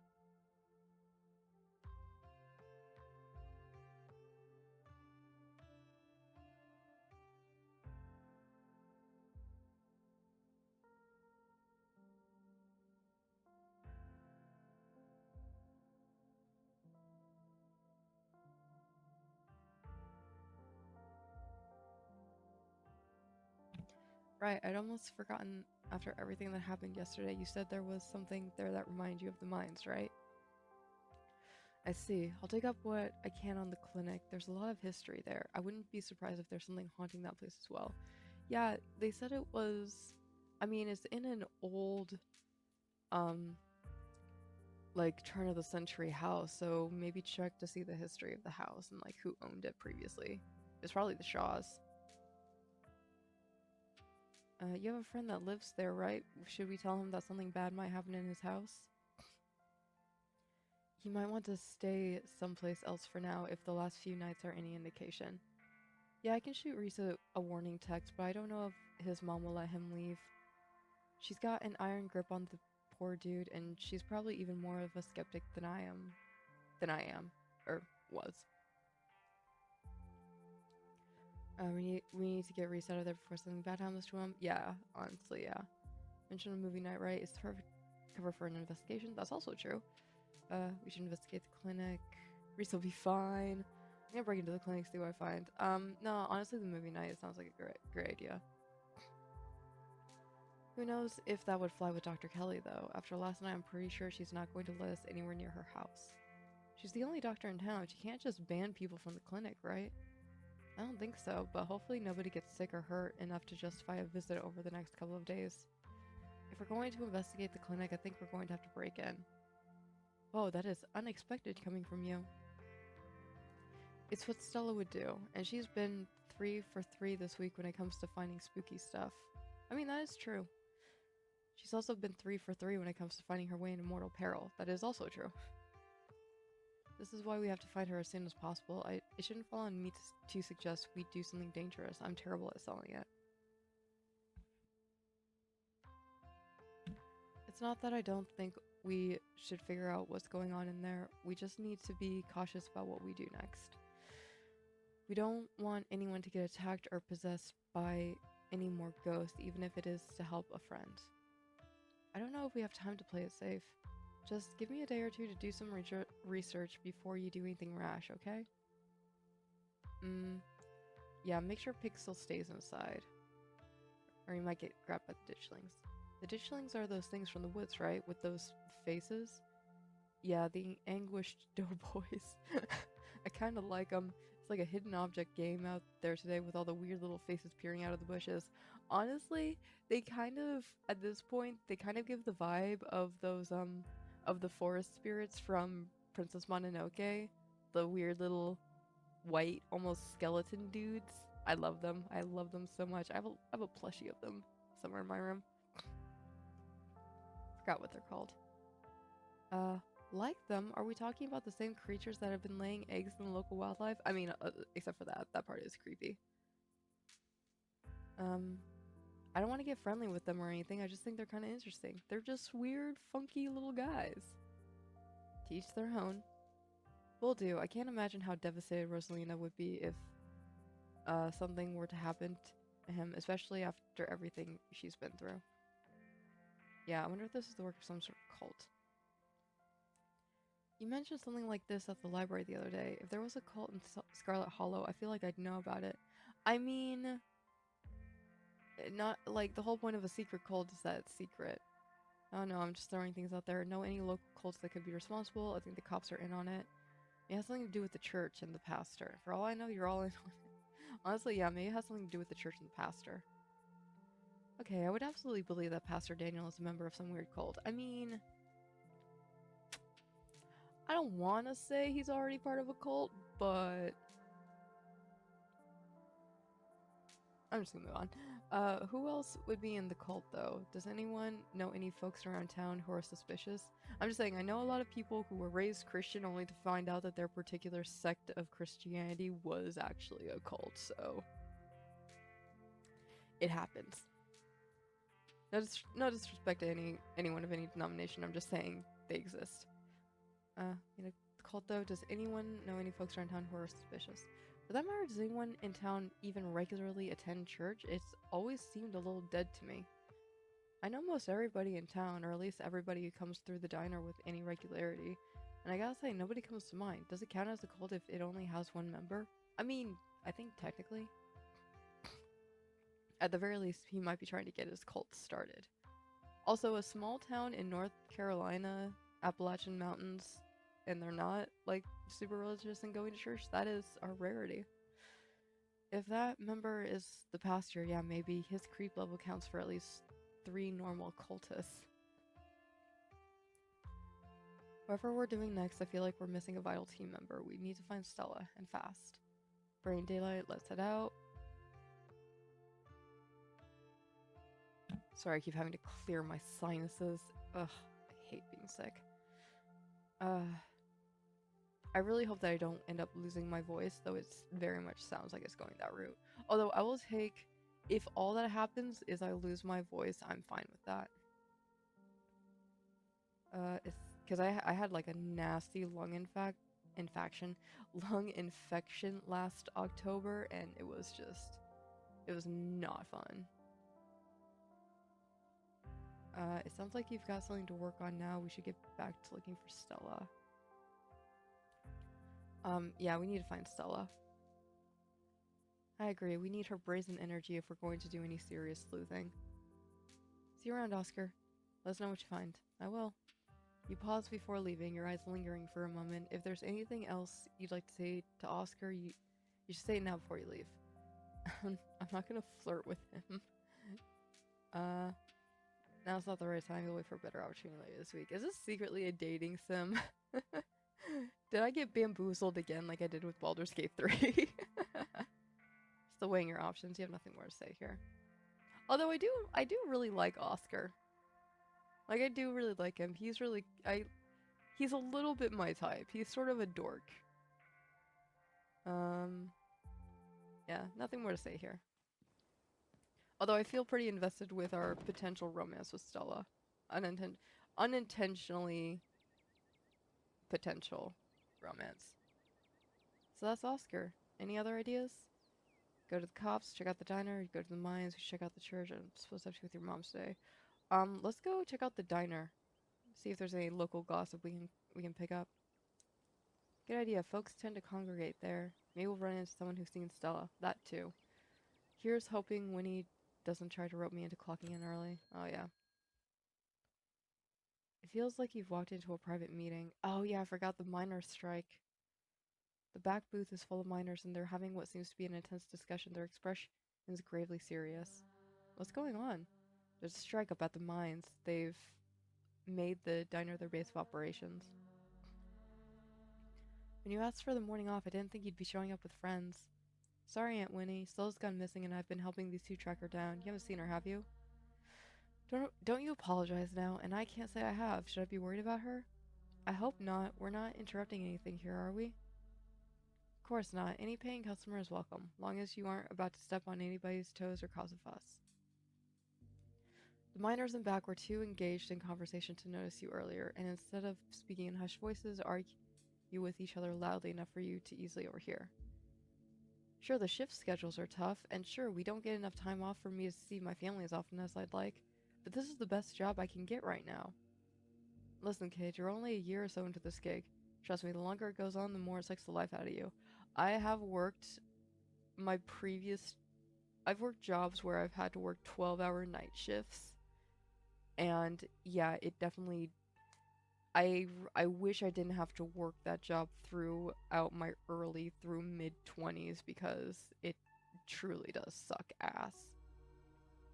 And it definitely feels like I wasted my early 20s on that. Oh, shit.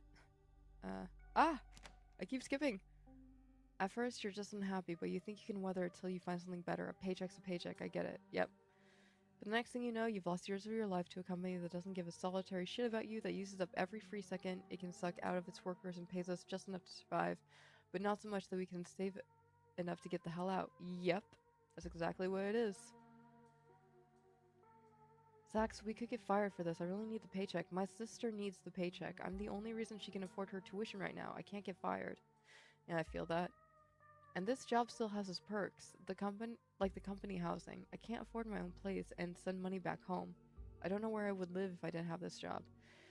Yeah, honestly, I might have stayed in that job even longer if they included housing, but I had to... It sucked because I still had to pay rent. And yeah, it's just... awful all around.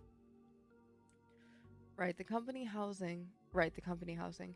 How generous of the big boss to put you up in a company-owned shack that ain't had proper maintenance done in decades. That too. You know she uses that housing as an excuse to pay us less. And the company housing that means almost nobody in this whole damn town owns the place they live. That's why the Scarlets can keep getting away with whatever they want. Like I said, fucking land barons, man. Zax, we don't have the numbers, man. You know this is risky. Riskier than most of us can afford. We would have the numbers if y'all would stand with me and not let management's scare tactics get to you. Yeah.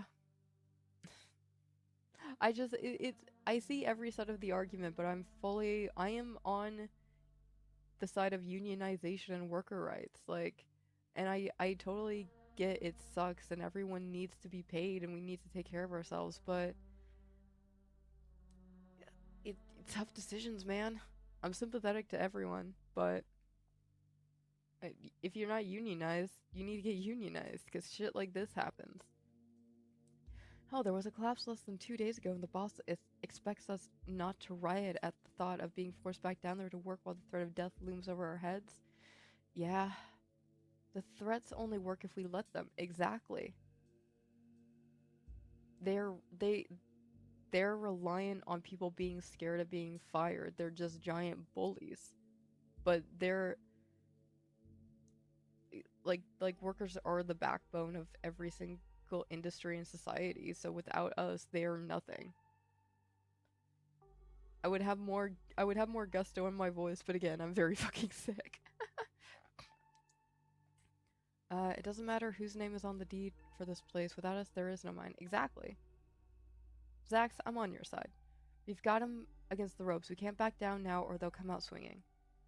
Are none of you going to comment on how I'm old now? A ghost stole years of my life last night. Seeing Stella, she's gone missing, way in on Baker and Harrison's situation, so about the strike. I'm gonna poke my nose in where it doesn't belong. Everyone should join the strike. Unite with your fellow workers. Screw my cousin. Yeah! Fuck yeah!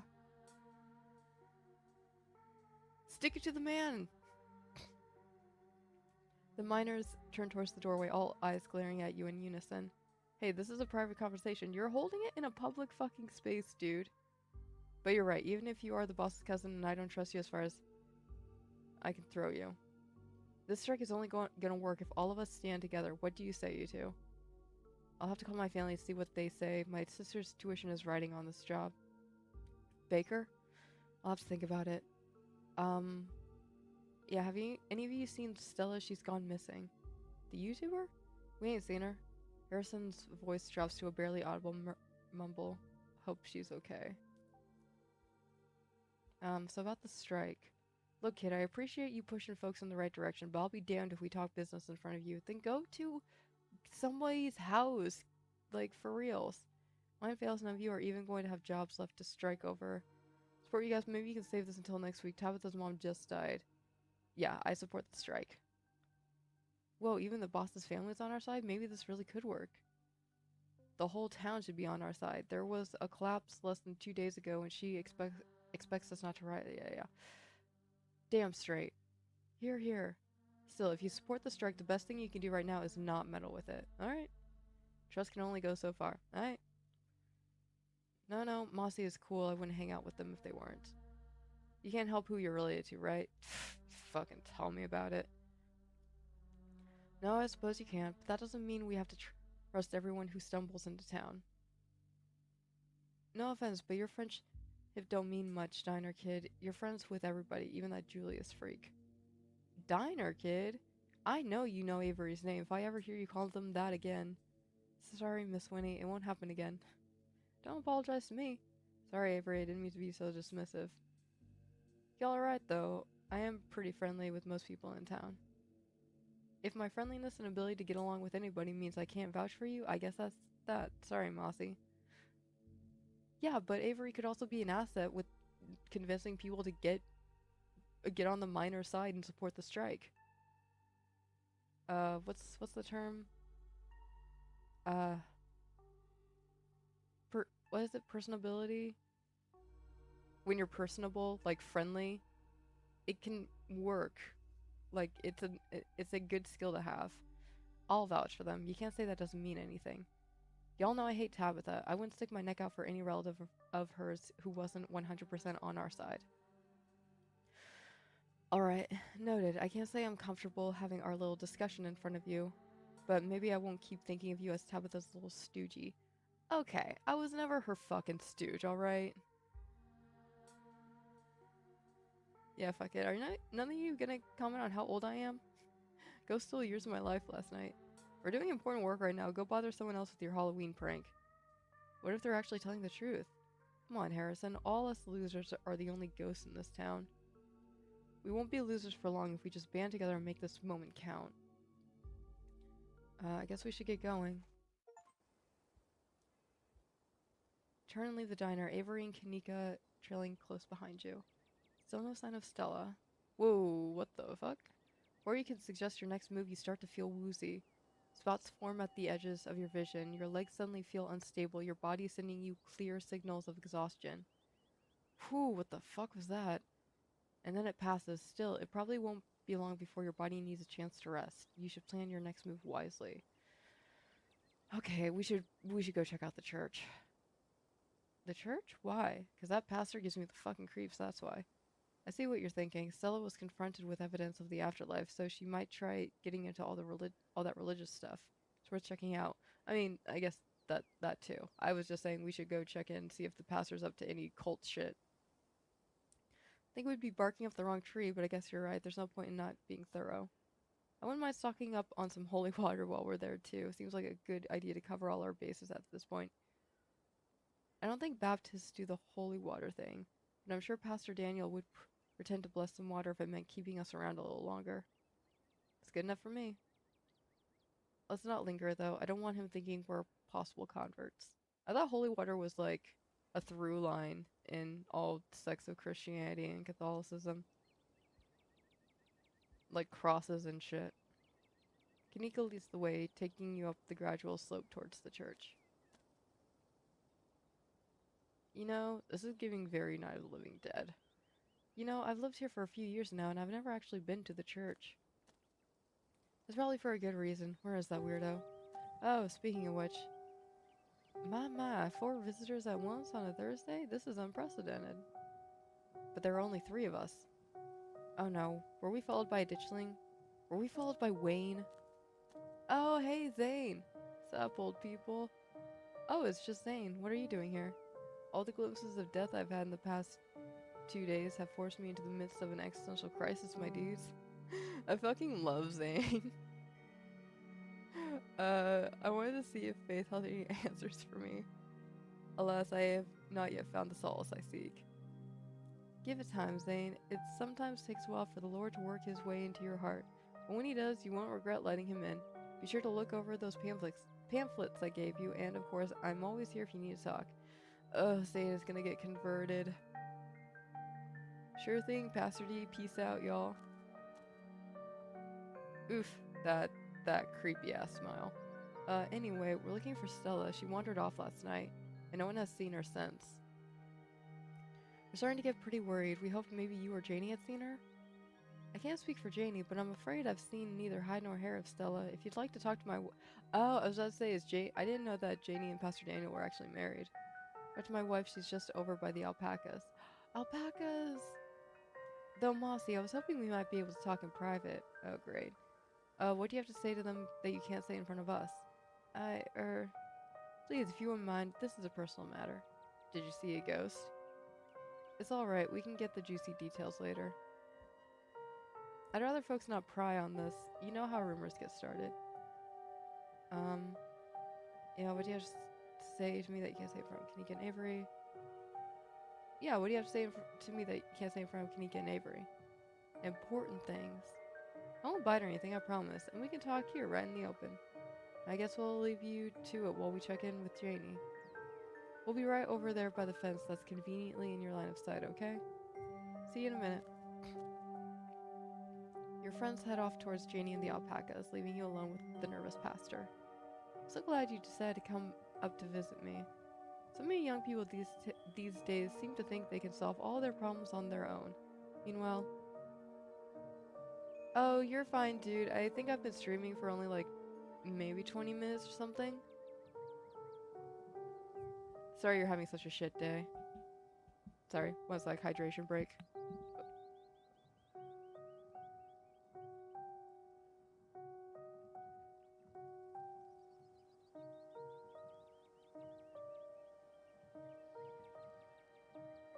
I hope I can at least offer some modicum of distraction. So on their own.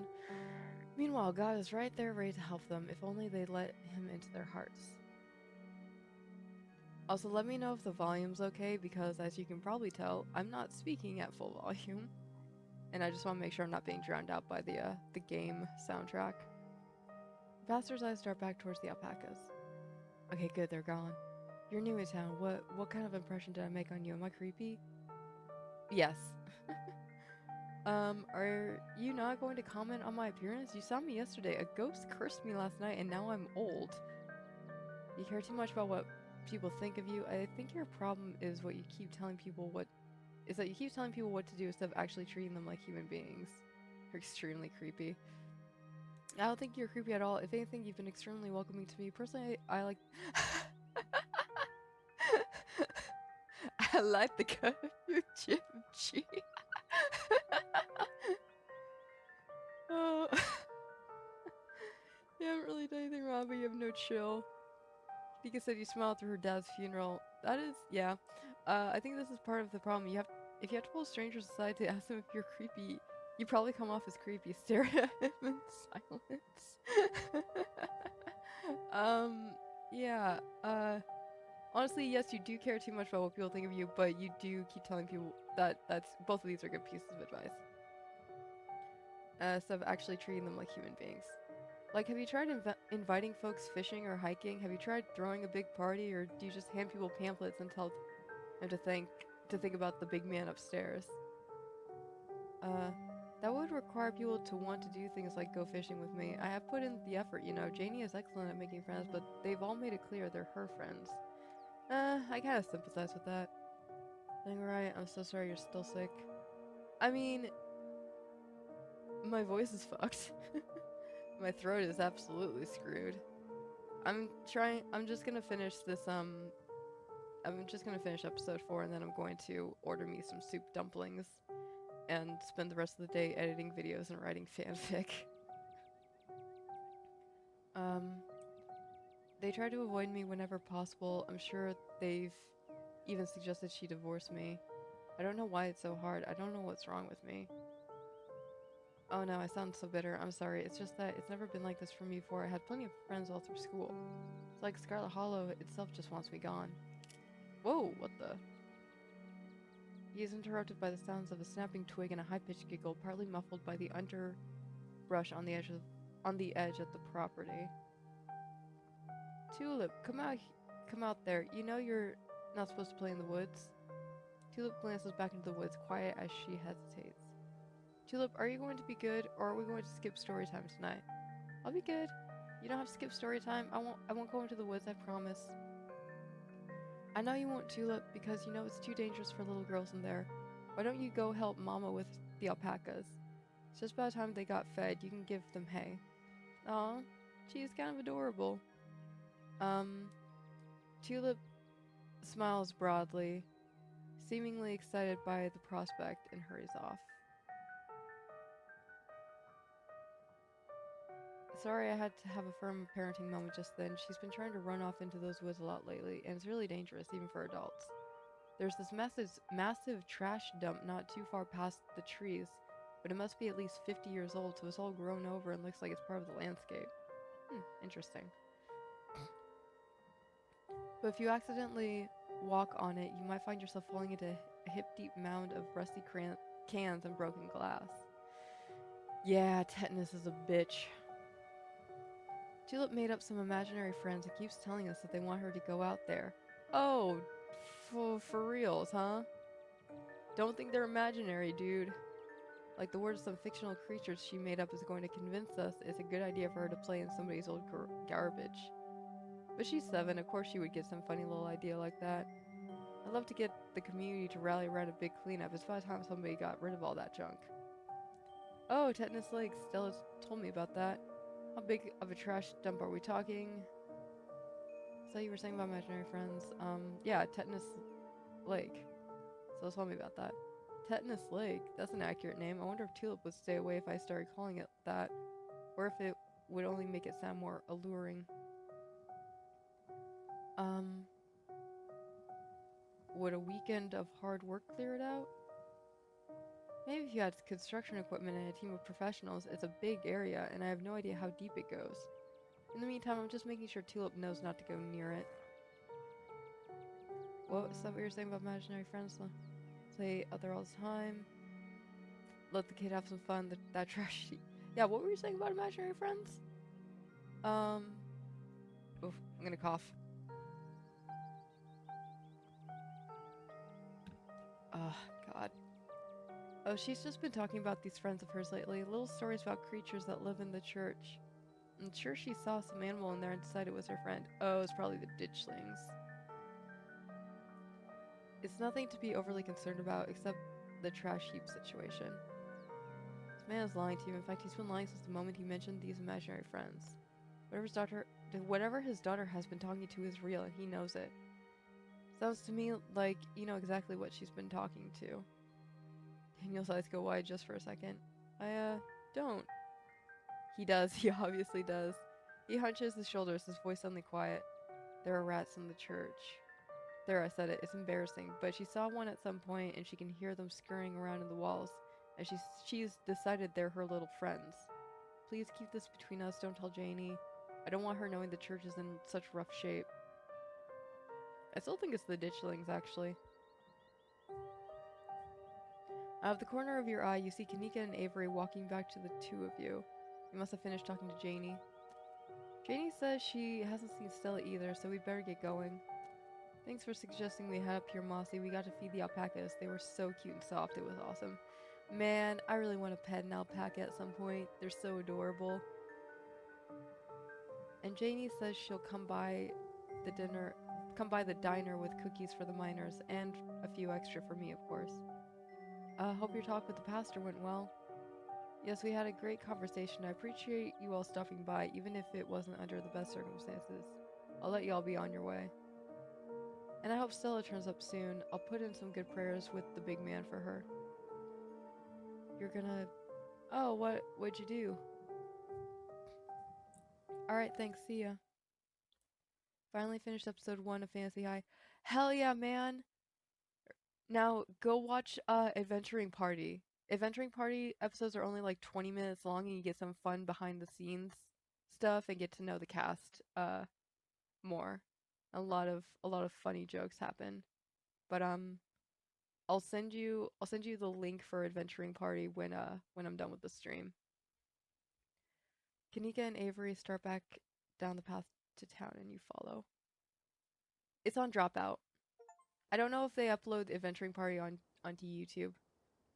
So what was that about? He seemed pretty insistent on talking to you alone. Yeah, he didn't say anything weird, did he? No, let the man have his privacy. He wanted to know why everyone in town thinks he's creepy. Everyone in this town is so mean to him. He's a nice guy. Tulips apparently made some weird imaginary friends. We might want to check it out later this week.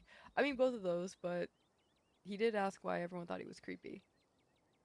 The daddy joke Figmate. Yeah, for reals. Dude, Johnny's like the whole thing with Johnny spells, man. It's so funny, but no, you'll love it when we really find out who Fig's dad actually is. Like, it's so quiet today. My computer's at full volume. Okay, hold on. Let me turn my mic setting up. There, I turned it up to max. But I am speaking very quietly because my voice is so fucked. So, it's probably just gonna have to deal with that. But is that better? He is creepy. It's kind of sad, isn't it? That is way better. Okay, cool. Is the game volume okay too? I'm trying to... Here. How's that? Is that better? It's way better, thank you. It's kind of sad, isn't it? I don't think he has a lot of friends. People do weird things all the time to try and fit in. Point taken, but that doesn't mean he isn't creepy. Let's not get too distracted until we find Stella, though. Where to next? Alright, cool. No, Pastor Daniels gives me big neurodivergent vibes, honestly. God damn it, not again. As you consider your next move, your vision blurs again, but this time it persists. The weakness in your knees returns, your ears fill with static, and you can feel yourself swaying, unable to control your body. It seems the toll of the pact you made last night is finally catching up with you.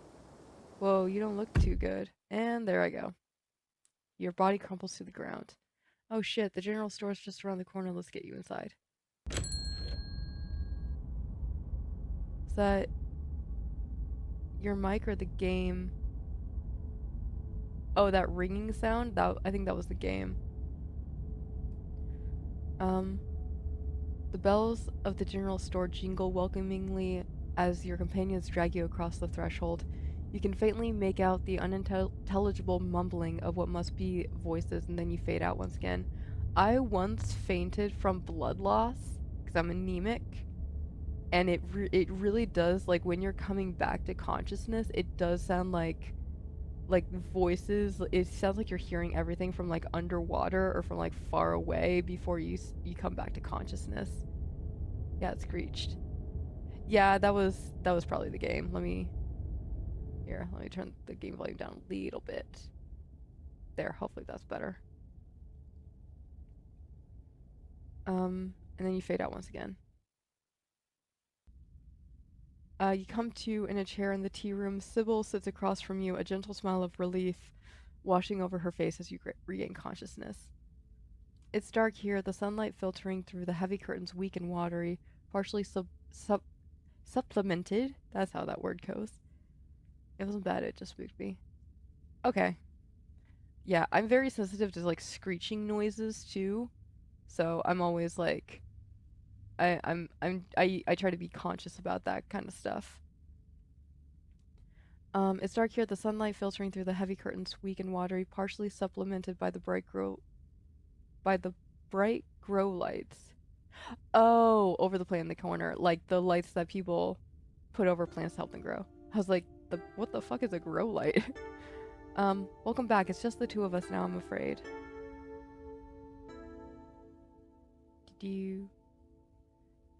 Just the two of us now, I'm afraid. Avery had to go help out at the diner, and Kanika's getting some much-needed bed rest upstairs.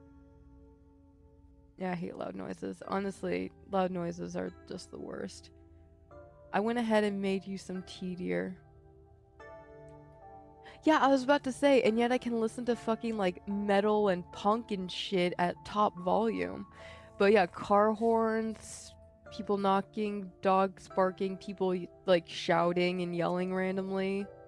It's so weird. I hate sudden loud noises like when I'm just out and about, but I love concerts and stuff like that. It's the weirdest combo. Ah, laggy mouse, stop. I went ahead and made you some tea, dear. It should help a bit with your condition. I was at a parade once. You might rip me to shreds, but I kind of love listening to loud, aggressive. I mean, dude, I listen to freaking punk music at top volume, so there's no way for me to judge that. Oh, you mean out loud? Yeah, don't get headphones. Don't be that neighbor. And be considerate of others and at least ruin your own hearing. But I was at a parade once and somebody there was like a pirate float and they had actual flintlock pistols and someone shot an actual flintlock into the air, and it was so ungodly loud. Like I had to take a minute. Not out loud. Because oh, well, if it's not out loud, then like your neighbors shouldn't care. Like I'm just talking like I told you last night, don't be most tism thing, but I'll make... Oh, that's fine. Like, if you're just, like, replicating the noises and stuff like that, like... Yeah, but don't be that person who, like, has insane... and like an insane speaker system and just blast heavy metal or dubstep or punk music at deafening volumes because your neighbors will hate you. And I have had those neighbors, and they can go to hell. But if you're just like making the noise and stuff as you're listening to it, then fucking go ham, dude. Who cares? It's easier to drown out somebody's just voice than, you know, professional speakers and shit. But, what the fuck was I saying? You can usually hear music from the hallway, but you can't from inside your apartment. I mean, yeah, so long as you can drown it out from inside your apartment, then yeah. I almost never listen to music like from a speaker. I always use headphones or earphones because one, I like to drown out the rest of the universe, and two, I'm just like hyper self-conscious about disturbing other people. The only exception is like I like playing music when I'm in the shower, but I usually wait until there's no one else in the house, or I play it at like a lower volume. Play mixes out loud for Hannah when she's here, but I'm pretty careful about not yeah, as long as it's not too loud. But yeah, don't be that person, like I said, the fucking annoying ass neighbor who played music so loud that my old apartment literally shook from how loud it was being played. Don't be that guy. And the worst part is, apparently that person was a fucking woman. Traitor. Just goes to show, like, being an asshole, there's no gender barrier. That's what the car is for, exactly! I went ahead and made you some tea, dear. It should help a bit with your conditioning.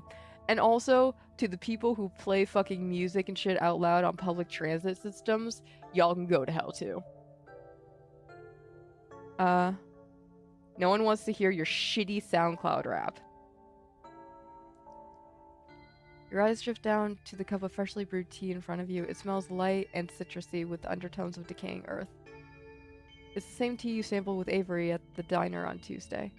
Don't expect it to change your gray hairs back, but at the very least, it should make it easier for your mind and spirit to adjust to some of the physical changes you've gone through.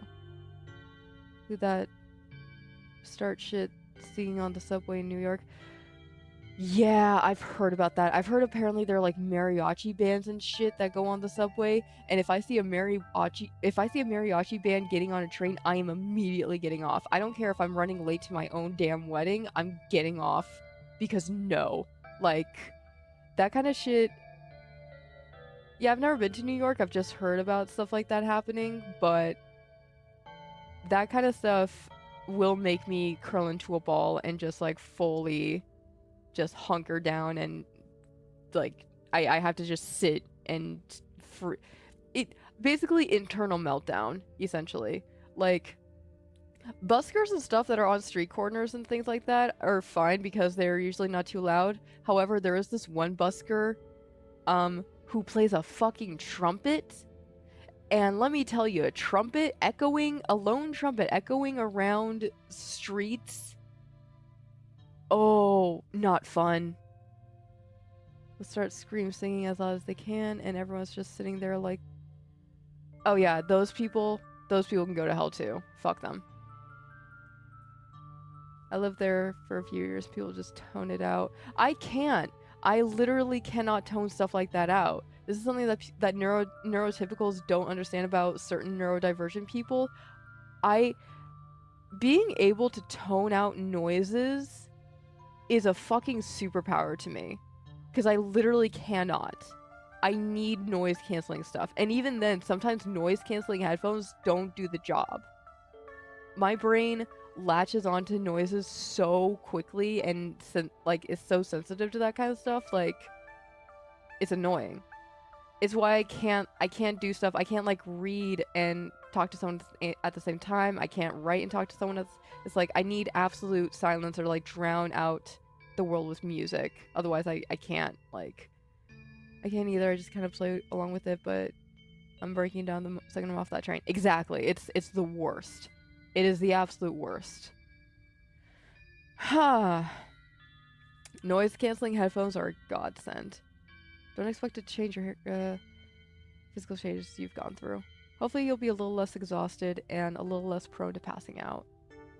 And when you're finished, we can use the leaves. And yet, again, I love concerts. And that weird sort of, God, what's the word I'm looking for? Not dichotomy, but like parallels, I guess, or something is the opposite of something else. Like it makes, I do have moments where where it's almost like, God, am I just faking my being neurodivergent because I hate random loud noises and like loud music on like public transit or people shouting and stuff like that. But I love concerts. And I love cheering and shouting in concerts, and I love it when people sing along at concerts and stuff like that. So yeah, it's like, I don't know, man. That's just how my brain works. And when you're finished, we can use the leaves for a reading on the house, of course. Till then, why don't we just chat? Your TA, so how did you wind up in Scarlet Hollow? Tell me, what was it? Unsavory tales of my mom's youth? Oh, that is true. If you yank me around, you have something to tell me, just come out and say it. What's with all the mystery and ritual? If you have something to tell me, yeah, how did you wind up in Scarlet Hollow? My family's been in these hills for a long time. Oh, sick, thanks. Thanks for the shout out on Blue Sky. Yeah, we don't use Twitter. We don't use Twitter in this house. We also don't fucking call it X. It is Twitter. Elon Musk can suck a dick.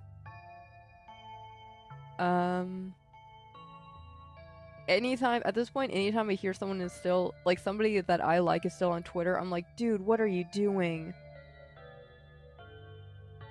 Oh, my family has been in these hills for a long time. That's how I know so much of the local flora. Everything I've learned was handed down from generations of hill folk. She's a proper granny. There hasn't always been a reliable doctor up here, especially not one most folks could afford. They had to figure out their own medicine. App literally has a dead name. Literally, I refuse to call it X. Yeah, for reals. I'm sorry you got dead named, by the way. That is some bullshit. You deserve to... You deserve respect, and you deserve to be called by the name that you want to go by. So, just know, fucking bullshit, and you have the right to be pissed off about that. Doesn't matter who it's coming from. Ooh, someone just followed me. I can't... It's not showing up. But thank you to whoever just followed me. You're sweet, thank you. There hasn't always been a reliable doctor up here. Dude, that's some fucking bullshit. Hold on. Katie.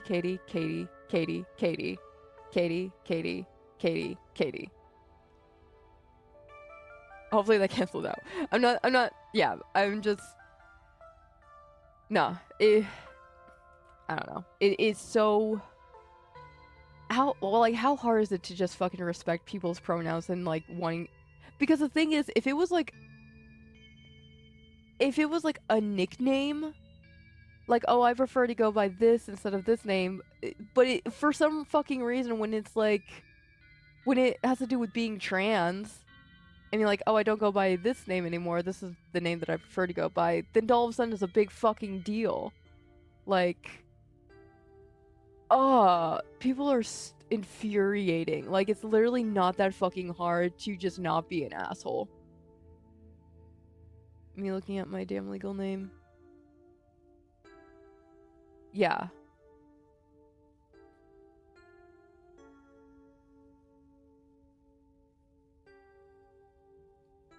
That sucks, dude. There hasn't always been... yeah, unsavory tales of my mom's youth.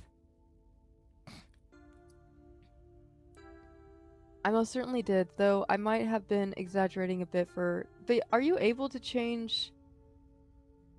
You're not able to change your... Yeah, you're not able to change your legal name for insurance paperwork, huh? You have to go by your dead name, which also sucks ass. I also hate the fact that I have to use my legal name, quote unquote, for paperwork and stuff. It's just annoying. It makes me uncomfy. I most certainly did, though I might have been exaggerating a bit for dramatic effect. I'm prone to do that. In a town this size, you get to know everybody, no matter what the age difference might be. I'm allowed to change my name. That's what... Oh, that's what you are doing. Okay, I'm proud of you then, dude.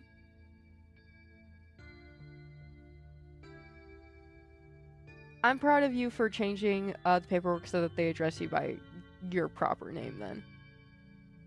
Even if it was triggering and terrible.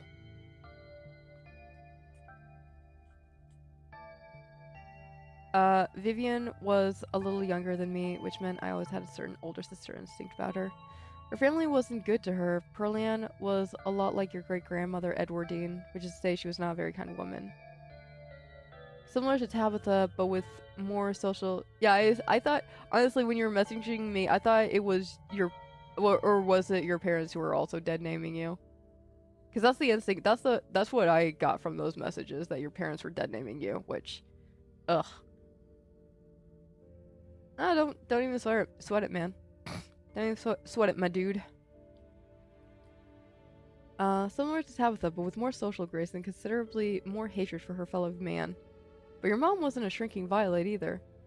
She was just as stubborn as any other Scarlet, so her family choosing her as their punching bag made her into quite the rebel. Relatable. Mom was me, yes, but probably half of... That sucks ass. Taking pictures of the legal name change thing to upload it. That sucks ass, dude. Your parents shouldn't do that.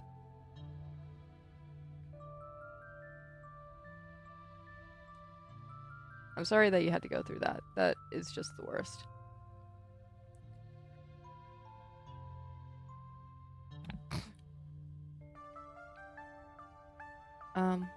Why were Pearlian and my mom raised by Edwardine? What happened to their mother? I know about my grandma. I feel like I know a lot about the women in my family, but what about the men? Did they even exist? What happened when my mom found out she was pregnant? Yeah, what happened to their mother? Their entry into this world was violent, I'm afraid. Their mother was young, too young to be pregnant, especially with twins. She didn't survive the labor. That sucks. Yeah, what do you know about my grandmother? I'm afraid there isn't much I can tell you. I think there were two in that generation. The eldest died when the girls were still children. Edwardine never spoke about them, nor did your mother. Yeah, what about the men in the family? Yeah, no problem, man. Like I said, you deserve to be respected. Your pronouns deserve to be respected. The name you want to go by deserves to be respected. I'm proud of you. I am proud of you. And again, it's not that hard to just not be an asshole to people. The fact that it seems to be so difficult for so many is fucking mind-boggling. My favorite new thing to do nowadays is if I ever meet somebody who's like, they refuse to fucking use the right pronouns for someone, I just use the wrong pronouns for them. Which I'm aware might be a controversial thing to do, but if I'm talking to some fucking macho dude bro who's like, you know, blah blah blah, they, them, blah blah, I'm like, okay, ma'am, where do you say m'lady?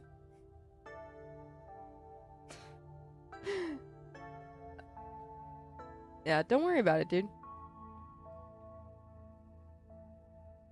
Super petty and, again, probably, like, controversial and not cool, but still, it's like, fucking just don't be such an asshole. Gender my mom for this. Hell yeah, man. Hell yeah, my dude. I suppose they just haven't been very noteworthy since Edwardine took over the mines. Her husband died a long time ago, and to be honest, I can't even recall his name. Might have been Stuart or something just as forgettable. From what Vivian said, her father was some teenage fling that ended once your grandmother found out she was pregnant. I'm fairly certain it was similar for Vivian, though she was much older, and I believe she was the one who ended it, what with skipping town and all. What happened when my mom found out she was pregnant? She came to me for advice. She was distraught. It was like she'd been handed a death sentence. Maybe it was fear from what had happened to her own mother. Maybe it was something else. I mean, honestly, I don't blame her. Like, I'm never gonna have kids, but if I were to decide to be a parent, I would adopt. Like, the prospect of getting pregnant is fucking terrifying to me. It is genuinely scary. I mean, if other people want to do it, that's fine by them, but I just don't want to do it. But she seemed convinced she was in danger. Especially being in the fucking south like this? Hell no. Tabitha had already been born by then, of course, but she was born in wedlock. So I assumed your mother's worries had something to do with religion. Though the Scarlets weren't particularly religious as far as I knew. So get that, I mean, I can't get pregnant, but I get it as much as I can at least. Yeah. It's terrifying. Like, I don't want to trigger anybody who listens to this, but like, just it's the idea of something growing inside of you is like, oh no, that's some aliens, fucking face hugger, fucking chest burster shit. Which is appropriate considering that xenomorphs and that whole cycle, like from face huggers to chest bursters, is very much a rape allegory. And then in the newer one, Alien Romulus, you get a fucking nightmarish abortion scene. So when something grows inside of you, it's a bad thing. Generally, yeah, it's terrifying, and you could literally die, especially nowadays with fucking Roe v. Wade getting overturned. Like, God, more power to women who want to have kids, but they're stronger and braver than I am. And I'm not gonna fucking say thoughts and prayers, but I hope that the people who do end up getting pregnant and don't want who be, I hope that they are able to safely get the help that they need. If I had a car, I would just we need an underground railroad for people who need abortions for reals. But the way Vivian was that night she came to me is stuck in my mind. It's always had me wondering what it was about your family that made her panic so much at the thought of having a baby. Sip your tea. You take the tea, sipping it delicately. The citrus smell is fleeting, quickly replaced with the earthiness at its core, like you've taken a mouthful of dirt. It's also insane to me that the idea of, hey, women should be able to have safe healthcare and either safely be able to carry a child to term or safely not. That shouldn't be a controversial or radical opinion. But again, we live in this fucking day and age, so. Ugh.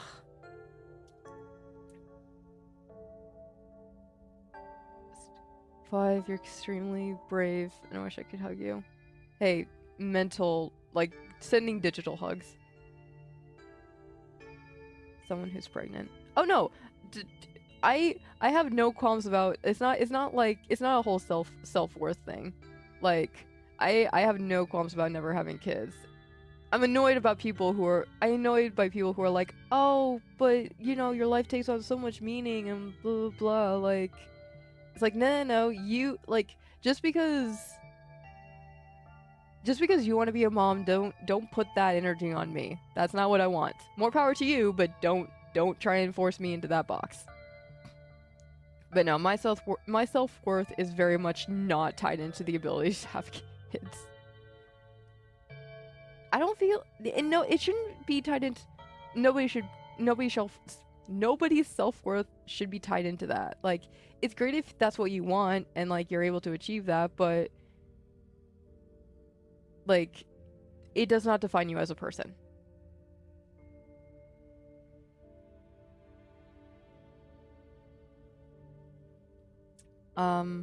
Anyways, side tangents aside,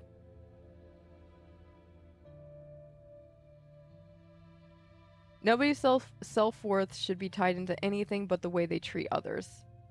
Agreed. But the aftertaste combines the two flavors into something soothing and medicinal, and you find yourself feeling more comfortable, your muscles relaxing for the first time in days. Yeah, what's with all the mystery and ritual? If you have something to tell me, just come out and say it. I'll need your tea leaves first. I have pieces of the puzzle, but the tea leaves should help to give me the full picture. Alright, finish the tea. Speaking of which, hydration break.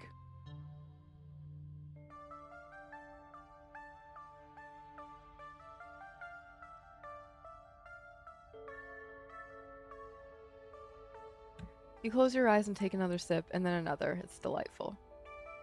The tea is gone before you know it. The small cup empty, save for what's left of rehydrated leaves coating the bottom.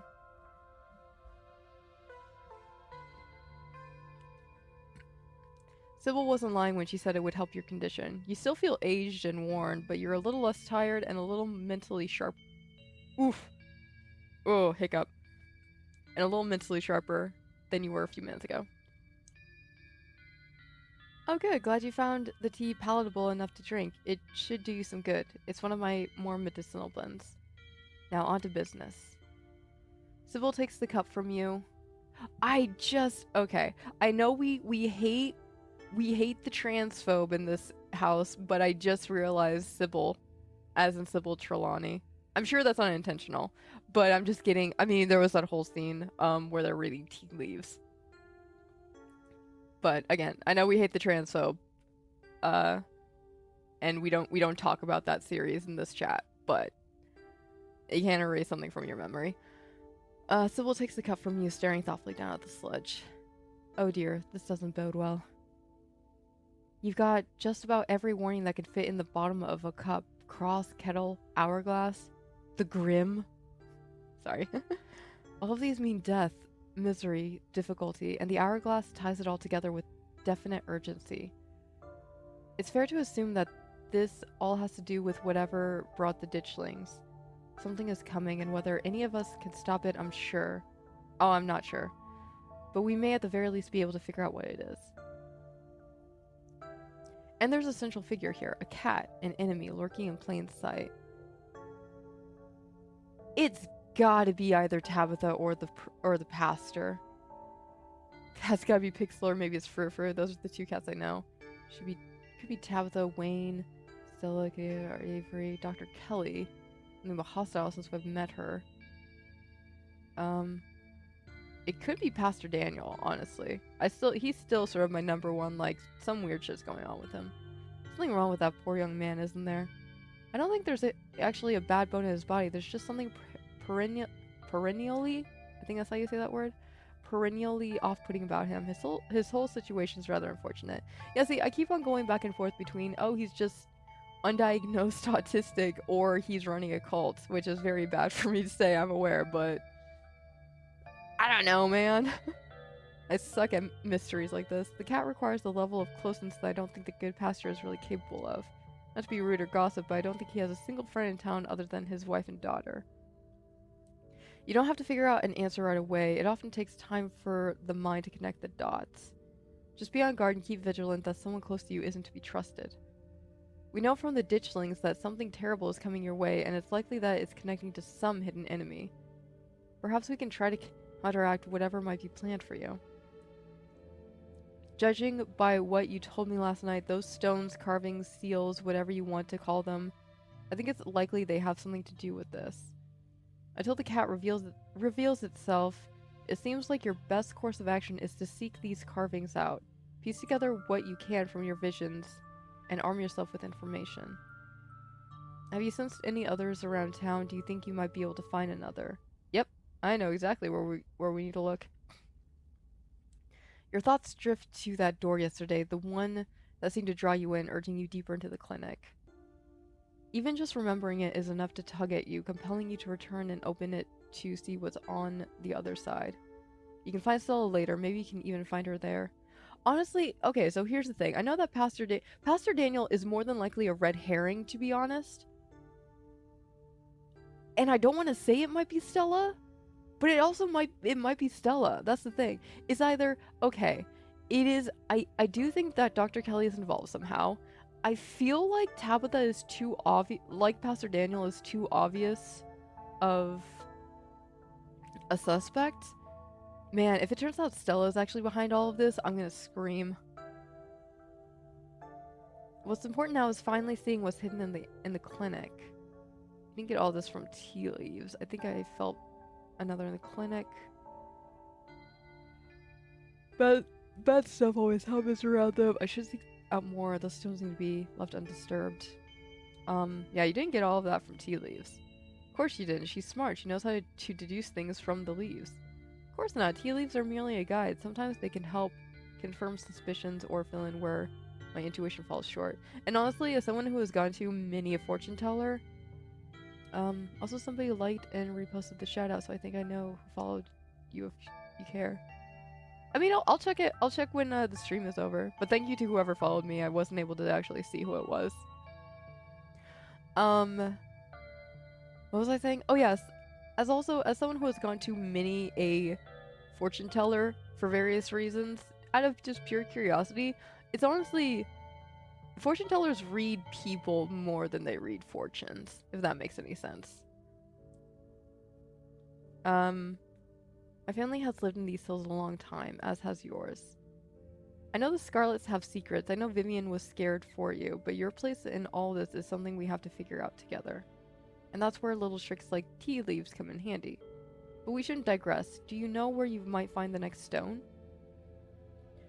I felt another in the clinic. That's good. If you can find your way inside and uncover another stone, that should give you a leg up on your adversary. You'll just have to be careful to avoid the doctor. Something tells me she won't take too kindly to you sniffing around her clinic. Yeah, I can tell. Turn that up a little bit. If I recall correctly, there's a hill that'll take you nearly all the way to the second story. She never locks any of the doors up there. That's dumb. Just in case that's helpful information. It is, thank you, Sybil. I think that's all the help I can offer. I hope this conversation has been illuminating, even if it just brought up more questions than giving any clear answers. You helped last night, why don't you come with me? Honestly, yeah. You're kind of a big help when it comes to dealing with ghosts and shit. All I did was tell me to go put myself in danger. Yeah, why don't you come with me? I may have been able to see through that spirit's illusions, but I'm not some kind of all-powerful entity. I'm an old woman. I have trouble with my knees and my eyesight isn't what it used to be. In most situations, I'd be more of a liability than a helpful companion. Imagine if I'd been in those mines with you. Some use I'd be struggling to climb over rocks and ladders, throwing my back out from all the crouching. I'll let you know if I find anything. I don't want to be mean or rude to Sybil. Glad to hear it. I hope... What if she's the adversary? What if she's the enemy hidden in plain sight?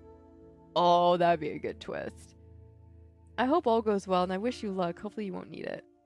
Thank you again for humoring an old lady and stopping by for a chat. She's just so reliable and kind and steadfast. Like, I bet she is the fucking... I'm gonna call it. I bet Sybil is the adversary. Small grunt of effort, Sybil gets up from the table and you're escorted back to the door. It's either her or Stella. It might be Kanika, but yeah, I feel like it's gonna be either Sybil or Stella. And remember, be careful who you put your trust in. According to your tea, the cat is getting ready to pounce, and merely being ready for it might not be enough.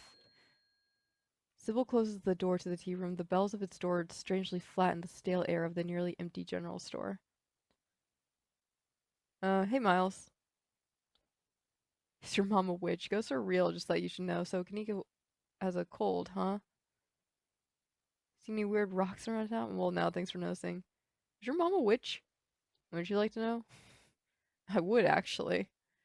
It's really obvious that she's a witch. Like you even need me to say it. So Kanika has a cold, huh? That's what she says. She's just trying to get out of work again. I gotta.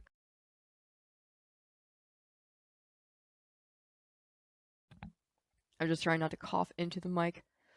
Like I didn't, like I didn't have anything better to do all week while she sits in her room watching anime. Says the guy in Goku pants. Um, says the guy in Goku pants. Everybody knows Dragon Ball is good anime. She watches the trashy shit. Don't you be a fucking gatekeeper, dude. See any weird rocks around town? Yeah? You. He smirked. Clearly this is a very sick burn and you should feel bested by his wit. Ghosts are real. Just thought you should know. Yeah, I know. I've seen tons of videos of ghosts doing stuff on the internet. I'm not 12. I'm old now, thanks for noticing. Didn't you always look like that? Fuck you, kid, okay? Yeah, let's go check in on Kanika. You're not going anywhere before checking in on Kanika. You make your way upstairs. Let's knock. Mom, I really don't need any more tea. I think I'm just going to lie down for a while. I'm not your mom. Oh, hey, Mossy, what's up? I was hoping we could spend a little more time together. I need to talk to you. It's important. I'm going to the clinic. I was hoping you would join me. Could use a breather. Let's hang out for a minute. Yeah, can I come in? I want to see what Kanika's room looks like. Yeah, let me just straighten up. You're frantic crumpling and clinking and shuffling as she tidies her room. Okay, come on in. Oh, I love it. Goth dream.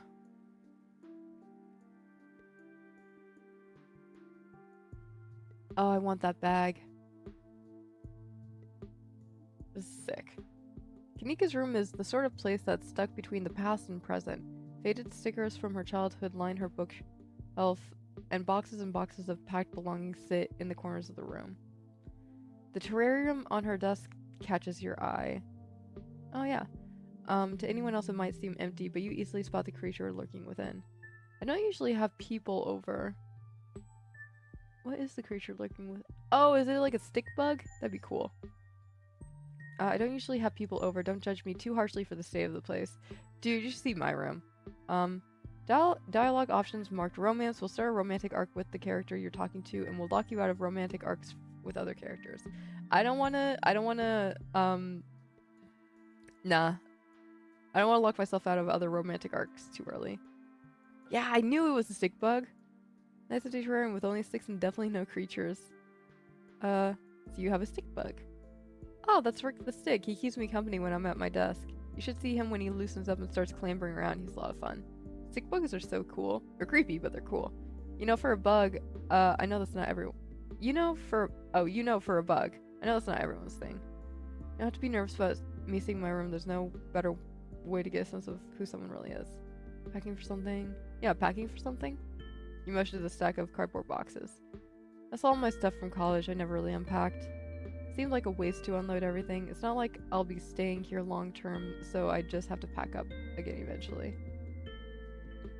I guess I didn't move back in over a year ago, so these boxes have just been sitting here unopened for a long time.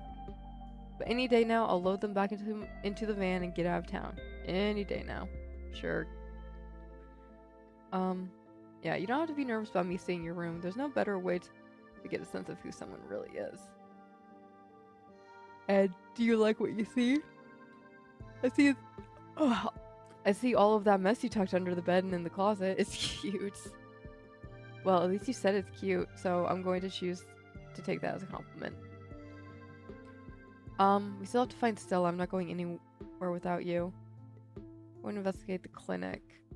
We do need to find Stella, but I think we should head over to the clinic. You should come with me. I was hoping to be able to check in with Reese sometime today. I want to ask if he knows anything about Stella, and, make sure he's okay after what happened at dinner. Yeah, screw this. Why did I even listen to my mom in the first place? I don't need to sit around in my room just because she said to. The two of you make your way back out into the hallway. Oh, God. Before you make it to the stairs, the light turns on, startling both of you. I thought you were going to get some rest, Kanika. You should really get back to bed, or this cold of yours will only get worse. I still have a lot of energy. I don't feel like sitting around. I don't think I need to. Of course you do. I know you best, and you just haven't been yourself these past few days. All this running around has been a detriment to your health. Okay, now Sybil is getting, like, suspicious. Miles and I want to see you healthy. You hold this family together. That's not her job. You shouldn't get between a mother and her daughter. Sybil knows what's best here. Kanika is more than capable of speaking for herself. Why are you making her confront her mother? You barely know Kanika, and yet you're trying to drive a wedge between her and her family. This is giving mind control vibes. This is giving somebody is influencing our thoughts vibes. She doesn't really actually want to. Oh my god, it totally. Oh!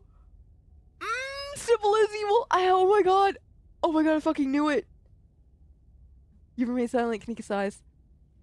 Sorry, Mom, I know I've been neglecting the general store and I let Miles run off the other day. That was so irresponsible of me. Fucking witch! That's alright, Kanika. He could have gotten hurt. Oh, I bet it was something in the tea. Maybe. Could have gotten hurt, but he didn't, and it seems like you learned a valuable lesson from the experience. Now let's get you to bed. You just need another day to recover. Then you can get back to all this town mystery business. Mossy, you'll be fine without her until tomorrow. Yeah, I bet. I'm always right, Mossy. You go on without me. See you later, okay? Fucking witch. Before you can utter another word, Kanika returns to her room. That's some evil-ass lighting right there.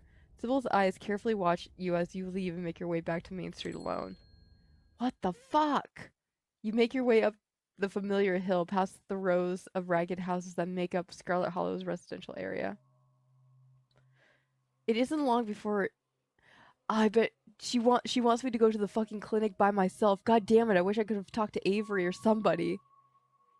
It isn't long before you find yourself outside of Dr. Kelly's clinic, its secrets enticing you to find a way in. Even at the bottom of the hill, you can already feel the presence. Is it sort of like I'm the only one who can, like, activate these seals or something? It's like a magnet has been fixed to your rib cage, gently tugging you forward, guiding you towards whatever emits this compulsive frequency. You can see the hill Sybil was talking about wrapped around the back of the old hospital. Ditchlings. Oh, and raccoon! Ditchling. Oh, something bad's gonna happen. Back of the old hospital like a stone blanket. It should take you directly up to the second floor and the unlocked doors of the terrace. As soon as you finish your thought about jumping onto a terrace, a dull throb sets into your knees. There's no way you're doing that. It's going through the clinic door, knock on Reese's basement windows. You've aged at least a decade since last night. You should see if Dr. Kelly can give you a checkup. Yeah, let's go check on Reese. You cautiously approach the house, kneeling next to the low basement windows of Reese's room. You knock. There's no one in there. Reese must be somewhere else. Fuck. Alright, just going through the clinic door. It's a doctor's office, not Fort Knox. Why would the clinic door even be locked? I mean, it is full of pharmaceuticals. I can imagine why it would be locked. You carefully make your way up the old wooden stairs to the clinic's wraparound porch, avoiding any suspiciously creaky-looking steps. You push the door open slowly, just enough for you to slip in, but not enough to risk any sound from the door's ancient hinges. Ooh. You can see the doc at a desk in some room down the hall. She hasn't noticed you. You shut the door silently, watching her closely. You're in the clinic, free to explore as you please. Or rather, you're free to explore as you please. You'd feel that odd sensation again, then the nagging pull of whatever it was that wanted you to find it. You've been caught by its gravity, an overwhelming curiosity guiding you around a corner and towards a dark doorway under the stairs. It's been left ajar as if inviting you to enter. Turn on the lights. Oh my god, Reese? You're in the morgue? What the fuck? What the fuck is going on? He squints, seemingly unsure whether you're the same person you met yesterday. Oh, I'm talking so much, I need more water.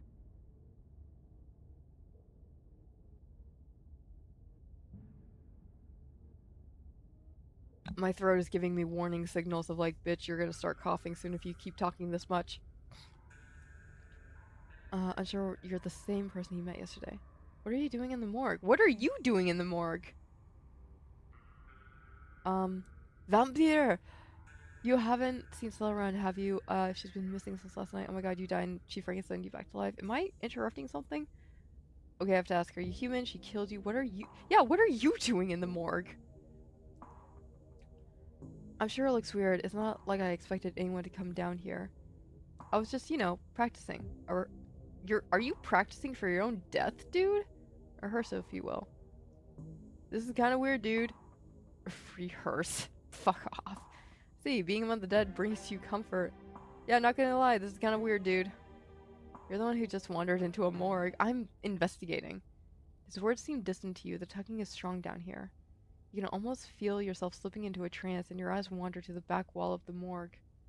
You need to see what's back there. Follow the pull. You touch the wall. It feels disappointingly solid under your palms.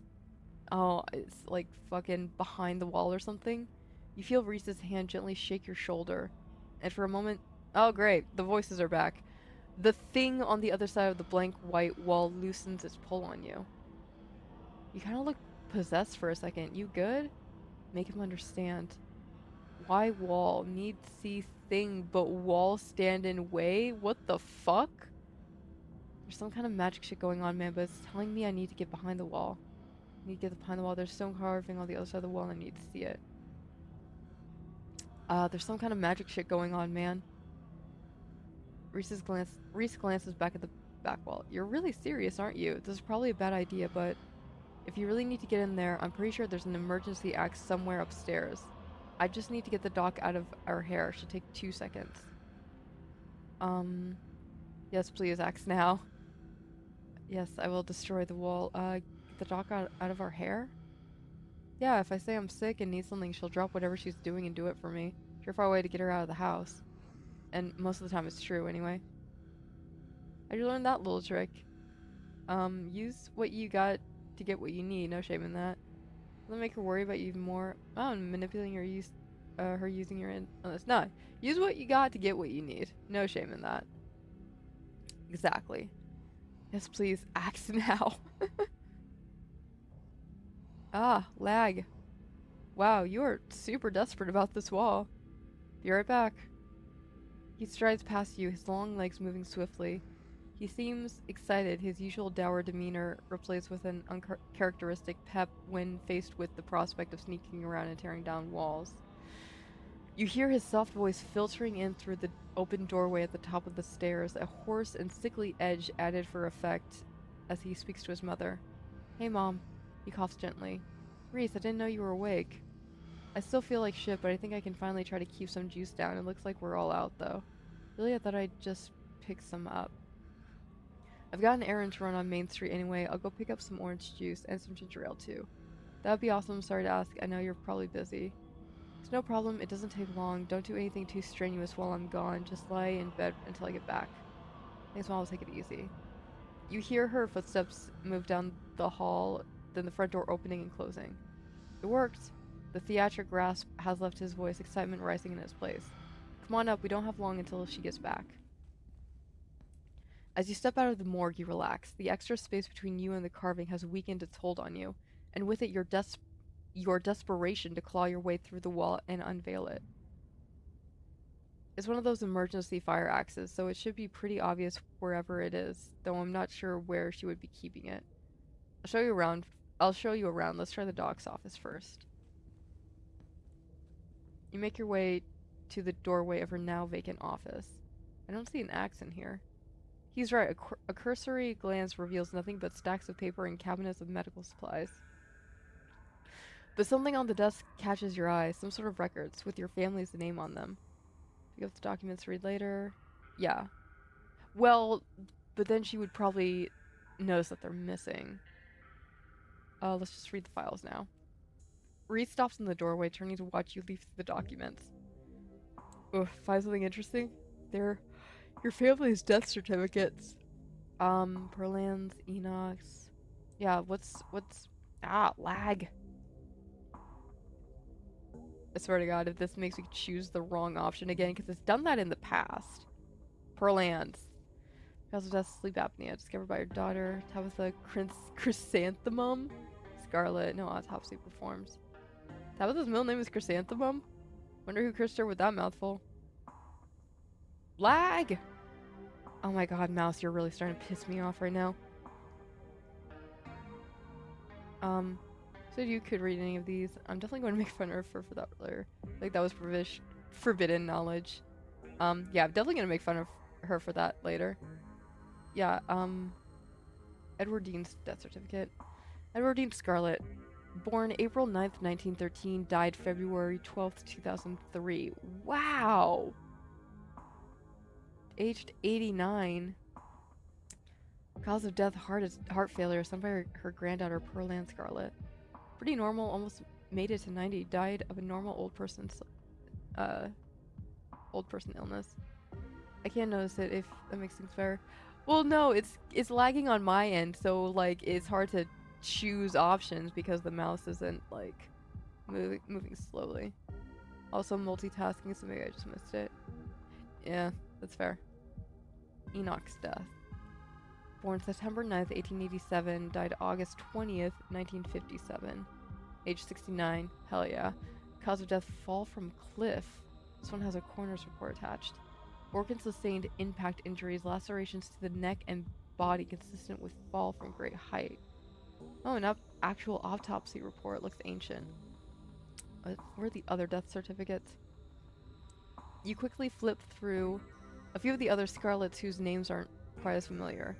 Theodore Scarlet, born May 24th, 1890, died 1918, age 28. Cause of death, crushed in mine collapse. Body not recovered, signed by his brother Enoch. Joseph Scarlet, born April 1914, died June 7th, 1944. Louis Scarlet, August 1920, died June 6th. Both killed at Normandy. This was when Edward Dean's brothers. Certificate of fetal death, infant boy Andrew Charles Scarlet. Delivered April 3rd, 1945, stillbirth. Mother Edward Dean Scarlet. Wow. Complications during birth, no doctor present. Home burial. There was no doctor present at the birth and a home burial. There's some information missing there. Alexandra Scarlet, born December 12th, 1947, died August 20th, 1957, age 9, missing, presumed dead. Signed by Mother Edward Dean Scarlet. Mary Bell Scarlet, born September 3rd, 1946, died October 30th, 1963, age 17. Complications during childbirth, signed... Oh, is that our mom? Signed by Mother Edward Dean Scarlet. Whoa, that's a lot of kids to outlive. Time to whip out the old string and corkboard. Reese's eyes flick up to the doorway, and a second later you hear the sound of the front door handle being turned. His hand is on your shoulder before you even register what's happening, and you're pushed back and out of view of the front door. Shit, I'm not supposed to be in here. We gotta hide. He hurries to the closet door, motioning you inside. You slip past him and squish yourself into what little space is available in the nearly full closet. Reese is close on your heels. Yeah, let's let him in. You let him in. Together you listen as the doctor makes her way to some room deeper into the clinic. In the silence of the tiny closet, every breath seems loud, as if you could expect Dr. Kelly to hear it from wherever she was across the house. Better wait a second just in case. I'm a flirt with Reese, why not? You're momentarily distracted from the danger at hand by Reese's sudden closeness. It's almost strange to be here with him after the way he was hidden away for the first few days of your week in Scarlet Hollow. It made him into a seemingly mythical figure, the tragic artist wasting away in a basement guarded by a tyrannical warden. Now he's close enough that you can hear the beating of his heart against his delicate rib cage, see his chest rise and fall with shallow, nervous breaths. There's a small smile on his face, and his usually glazed eyes are practically glimmering with the thrill of being somewhere he's not supposed to be. You could reach out and touch him, and he would be solid under your fingertips. Hear how fast your heart is beating. And when I'd rather be stuck in a close space with I like you, you're interesting. If you're scared, lean dangerous close to him. I like you, you're interesting. The edge of the door shakes slightly. You realize his hand is trembling on the wall. I think you're interesting too. Ah, he's blushing. That's cute. See a blush rise in his cheeks, and he tears himself away from your gaze, trying to hide his face under the guise of staring out into the office beyond. The doctor's footsteps return, the floorboards creaking as she makes her way back towards your hiding spot and interrupting your quiet moments. The footsteps return, they get louder, approaching the open office door, and then they stop. Much to your relief, she opens another door, leaving the main clinic. We're in the clear. Sick. Haha. Now, Reese is realistically definitely my type. Like, he is the kind of character I would definitely get a crush on. So, it makes sense. We've probably only got a minute or two until she comes back. So let's make it count. The medical supply room is probably our best bet. If any other room in the clinic is likely to have a fire axe, it's probably the room full of chemicals. Yeah, that makes sense. He motions you down a hallway, slipping through the slightly ajar door of what you assume to be the supply room. Yes, there it is. Keys, keys. Here we go. He rushes over to the cabinet that contains a bright red axe, pulling the glass door open. Your axe.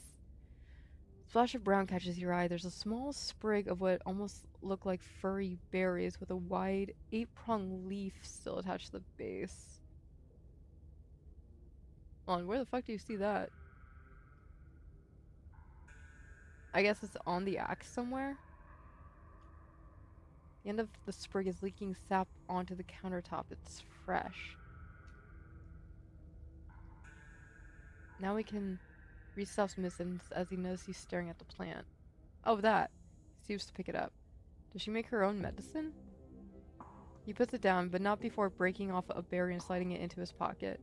I don't think she's allowed to do that. She's not a pharmacist. This room is just for storing stuff she orders for patients from a pharmacist in Brevard.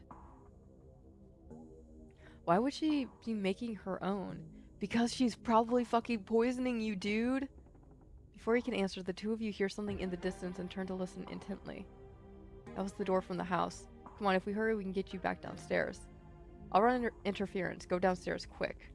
You can hear her approaching now, floorboards creaking in the hallway on the other side of the office.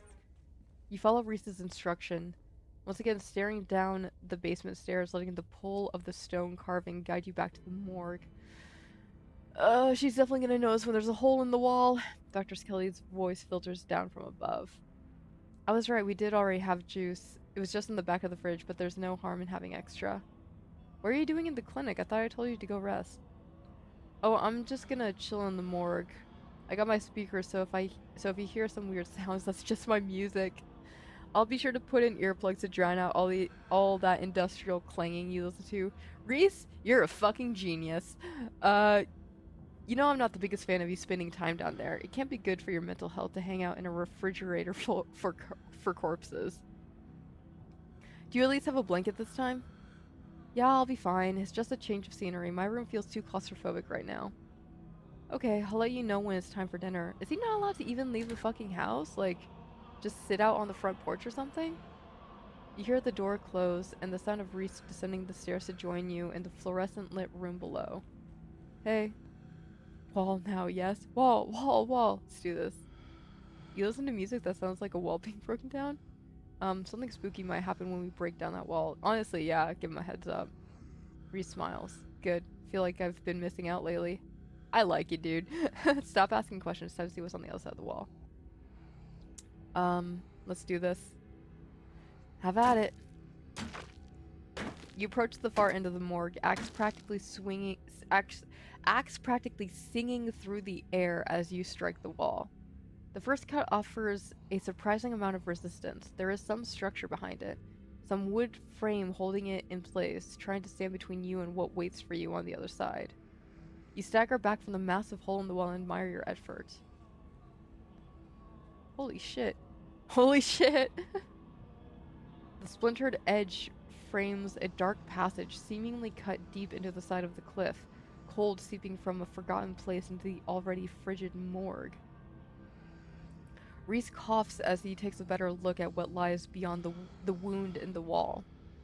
There's a whole hallway back there. Thick, stale air leaks from the hole, filling the morgue with an earthy mildew smell, like the room is slowly filling with dirt.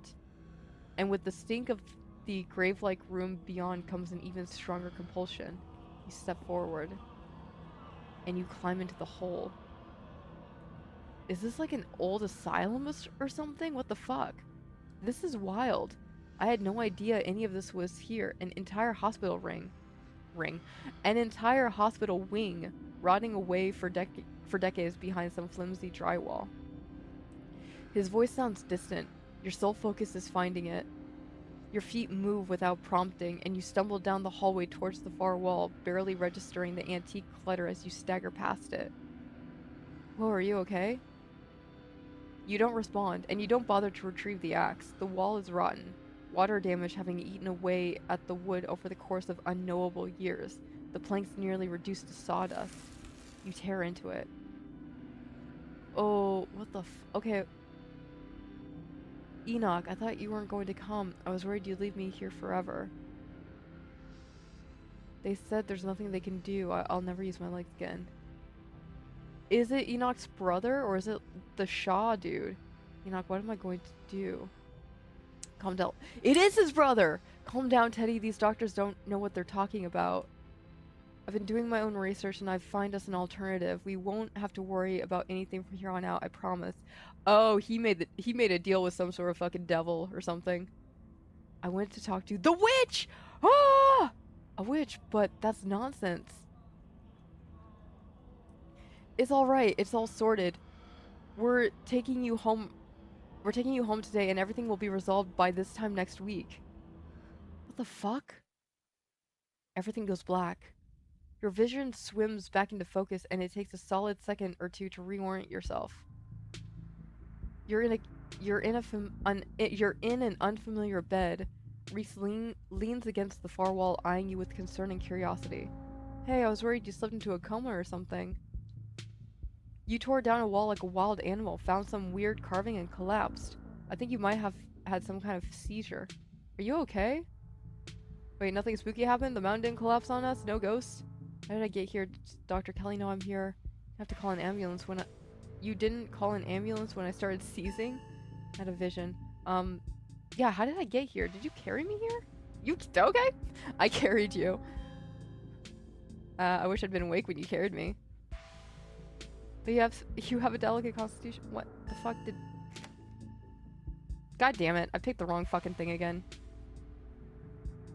What? It wasn't super far or anything, I just picked you up and carried you. I might be sick a lot, but that doesn't mean I'm made of paper. I can still do things normal people can do. I'm sure I'll pay for it later, but I didn't want you to have to wake up in that musty hallway or the morgue. Hope it was more pleasant to wake up in my bed. Does Dr. Kelly... Yeah, does she know that I'm here? And I snuck you back into the house while she was busy in the medical storage room. Holy shit. I had a vision. Like a hallucination? I have those sometimes too. Used to have them a lot as a teen. Always just weird little things, like my hands would look wrong, or my neck would seem too long, or the room would feel smaller. I think the carvings are trying to warn me about something. My family has dark secrets. I think these are visions of things that actually happened.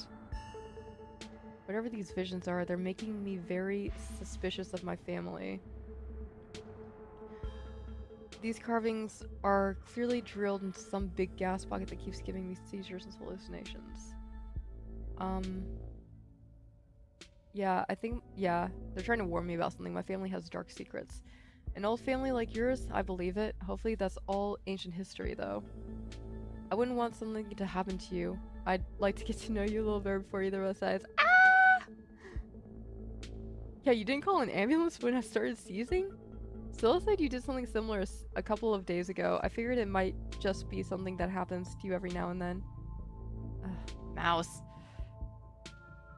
I know I wouldn't want somebody calling an ambulance for me every time I had an episode. Going to the hospital sucks. Stella's still missing, and the stone here finally stopped yelling at me. Yeah, so what now? I might be stuck down here for a little bit. The doc is on the warpath up there. I refuse to take my medicine, and she's not happy about it. But after I looked this up, there was no way I was going to take anything she gave me. She's been poisoning. I fucking knew it! I knew it! I knew it! She's been poisoning me for years. Think about what you said at dinner last night, and I don't see any other possibility. It's only been a day since I've stopped taking my pills, and I feel great. I went ahead and blocked my door so she can't get down here. Now we just have to wait her out. I don't get why your mom would poison you. Yeah, why would she poison you, though? I don't know. But the internet says this is a castor bean. It's used to make ricin, a super deadly poison that causes some of my exact symptoms. And death, usually.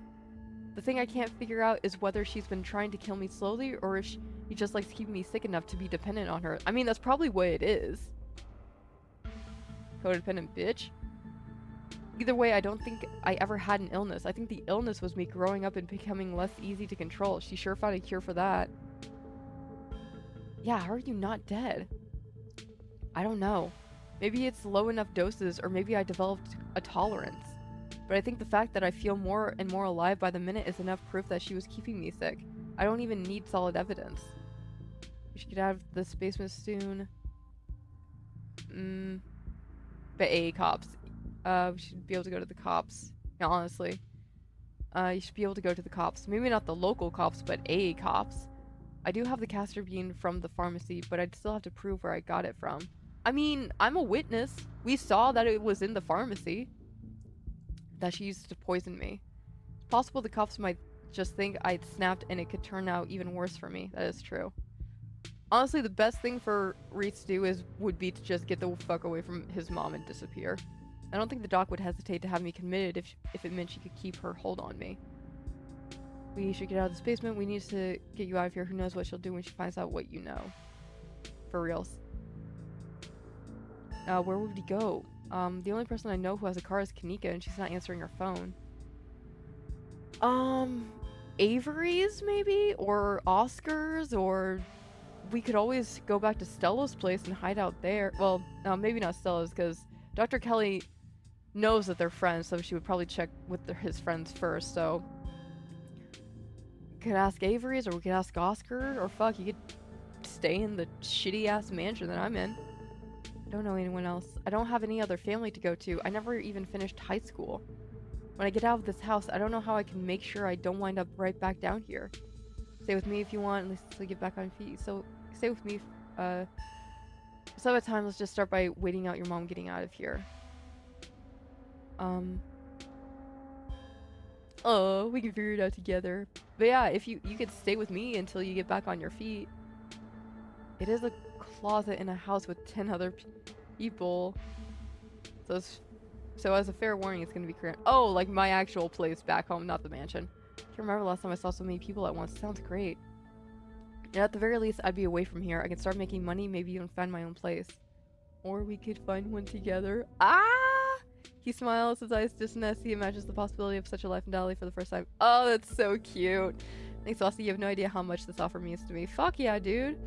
But I guess we've still got to pass some time before we can get out of here.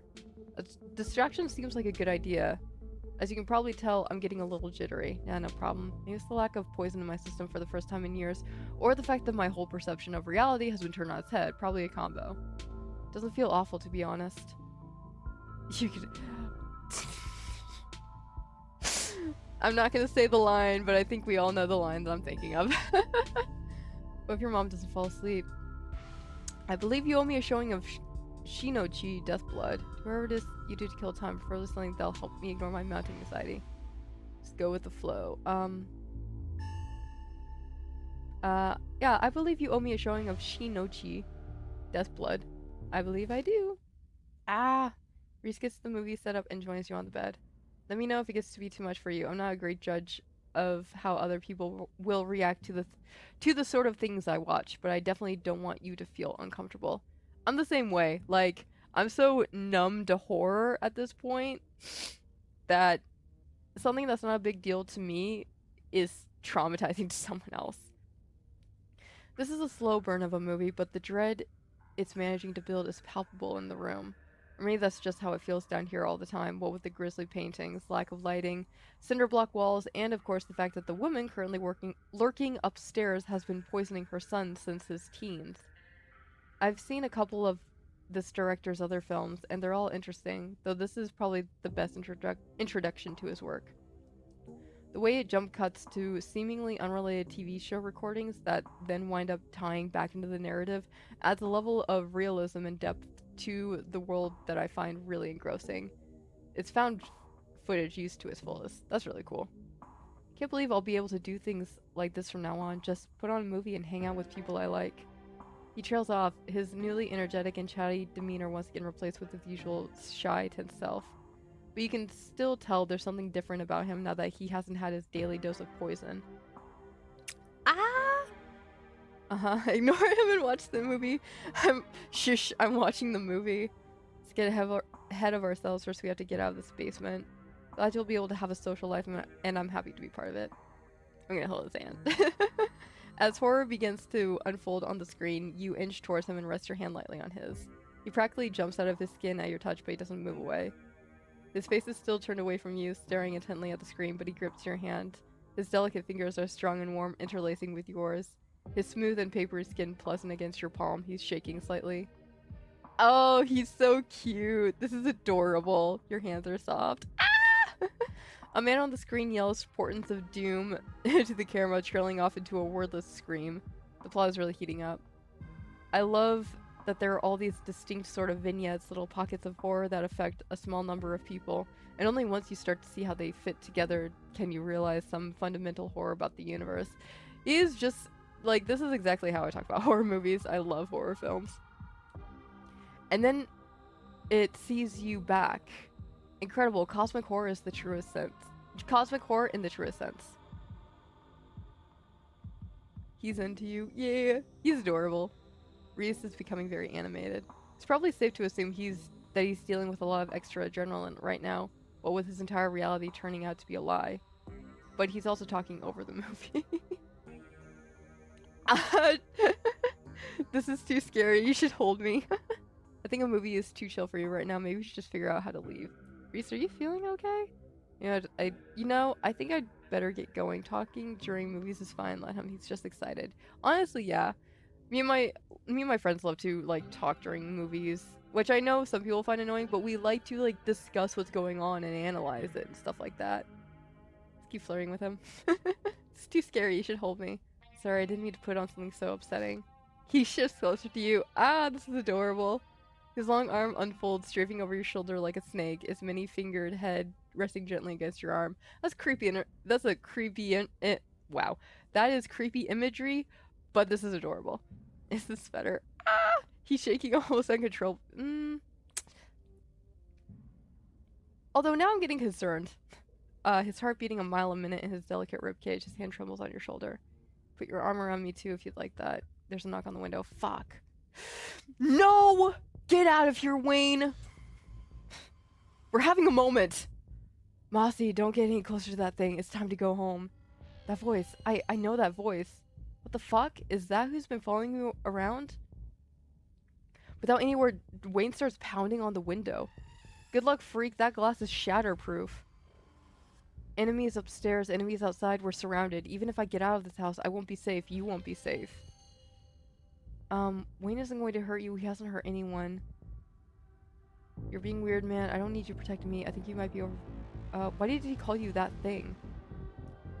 Because he's some kind of monster and he wants me dead. Can't you feel that? The murderous intent is practically oozing out of him. But I'm not weak anymore. I can fight back. I don't have to cower in fear from the people who want to hurt me. Your body is still recovering from being poisoned for years, though, dude. Like, let's not go all fucking guns a-blazing just yet. I can protect both of us, Mossy. Glass shatters. Fuck. Whoa, what the fuck? What? Oh, god damn it, I sure do know how to pick them. This is par for the course, though, because every time I get a crush on a fictional character, they always turn out to be either secretly a monster or evil. Oh, god. As Reese tears at his clothes, paint bubbles out from the canvases, his ghoulish figures peeling themselves out of their two-dimensional worlds, invading yours, crawling up the walls. What the fuck is going on? Grab my hand, I'll pull you out. What? Leave us alone. Is he like the fucking ant? What is happening? In a surge of violence, the change that has been brewing inside Reese finally comes. As it manifests, the broken basement window is sealed off and Wayne along with it. I don't think Reese is going to hurt us. I'm gonna stay where I am. We aren't safe, but I feel strong now. I think I can save us. Stay here, I'll be right back. I just have to deal with the dog. Dude! Reese storms up the stairs, leaving you with his creations. Trying to warn Dr. Kelly you're not sure who to help, but best to follow Reese to see how things play out. Yeah. I don't know who to help. Oh, Jesus Christ. You make your way to the door that beckoned to you yesterday, all intrigue now washed away. You know where it leads, and you know what secrets the stone that lurked in the forgotten basement of the clinic had to share with you. Now the clinic holds a new horror. Somewhere beyond the narrow hallway leading from the house proper into the doc's office, there is a monster preparing to do something unthinkable. You grasp the handle and turn. Jesus Christ! Dr. Kelly emerges from the shadows and levels a firearm in your direction. You instantly notice it's not a proper rifle, but some kind of tranquilizer gun. Doc! Duck. You do as she says, ducking out of the way. She shoots. The gun isn't very loud. There's only a pop as the projectile leaves the barrel whizzing through the air. Jesus Christ! You turn to see a dart embedded in Reese's chest. He pulls the tranquilizer dart out from between his ribs, heaving heavy breaths as the drug courses through his system. You're going to have to try harder than that, you no, how did you... As if you could hope to stop me, you pathetic waste of flesh. What the fuck is going on? Before Wayne takes another step down the stairs, paint flows out between cracks in the wood, Reese's panic pulling in a mob of furious creatures to hold his enemy in place. The artist starts away, but his creations continue their work in his absence. Dr. Kelly makes her escape down the hallway as Wayne is overcome, glued in place at the top of the stairs by stiffening globs of paint. Let's go after Dr. Kelly. You run forward, braving the onslaught of Reese's creations, dodging them as best you can as you try to see where Dr. Kelly went.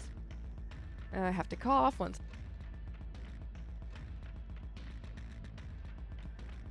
The door in front of you is smothered in paint. Hey! Dr. Kelly's voice crackles out of some unseen speaker. You, Mossy, I'm stuck in the safe room. I can't help you from here, but you can help the both of us. What is going on? What the hell is your son? I'm sure Wayne can handle this. I'm not helping you. You were poisoning him.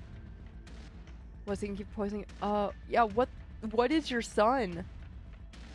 I wish I knew. He was fine until he hit puberty. Everyone said raising a teen was gonna be a bitch, but they don't know the half of it. I need you to get to the medical storage room. I'll give you further instructions when you're there. Head to the medical storage room. Ah, mouse. Now's not the time. You turn back and head to the medical storage room. I'm here.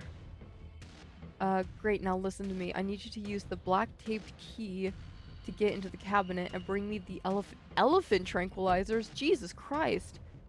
It's a bottle labeled carfentanil. Bear tranquilizers clearly aren't gonna cut it anymore. Holy shit! An intercom system, huh, dog? Good, you should hear this. Mossy, you don't have to do anything she says. I'm not going to hurt anybody else, just her. If I don't, you and I both know she's just going to shoot me full of elephant tranquilizers. Did I hear that right? And shove me back down in that basement, or maybe someplace even worse, and keep killing me every day for the rest of my miserable existence. I feel amazing right now, better than I've ever felt in my life. I'm not dangerous. She's just scared because she knows she has to finally pay for what she's taken from me. He does have a point! This is why you don't keep secrets from your fucking kids. I'm not going to kill I'm not going to let you kill someone, Reese. Can't you two just get along? I don't feel like I should get in the middle of this. I just want to go home. I'm on Reese's side. Sorry, Doc. Wayne, help me. He has a point, Doc. You can't be serious. Look at him. He's dangerous. He's going to kill me. You're going to talk, Doc. How can we know there isn't anyone else whose treatment you've taken into your own hands? You've done it once. What's to stop you from lying to someone else, stepping in to treat them as you see fit, regardless of what they want for themselves? I thought I was going to die every day. Do you have any idea what it's like to give in to your own mortality like that? It wasn't living, that's for sure. It wasn't even surviving. It was just enough. Reese cries out in pain. Oh, what the hell did you do to my shoulder? You see, for the briefest instant, something coming out of Wayne's sleeve. Just a flash of pale yellow, then it's gone, slithering back into Wayne's clothes. I'll handle it, try to get somewhere safe until then. What the fuck is going on? The two stagger off down the hallway. Quick, grab the tranquilizers and head to the safe room. Sure. You do as she says. The tranquilizers are easy to find, marked with a small square of black tape to match the key. She's certainly an organized woman. Head for the safe room. You make your way out of the medical storage room and back to the hallway where Dr. Kelly disappeared. As you approach, Dr. Kelly heaves open the door, slowly breaking apart the mass of paint sealing it shut. Hurry, I don't think I can keep it open for long. You slip past her into the safe room. She shuts the door quickly, though one of the little smears manages to slip past her. She stomps on it. Painted viscera splatters across the cement floor. Wait! Yellow okay. I was just thinking back to what we found outside of our room in the garden. Sounds like Reese and your friend are still fighting. We probably have a few minutes before he gets here. Let's talk, Reese. What's the game plan? Any other secrets you're keeping? Yeah, what is this room?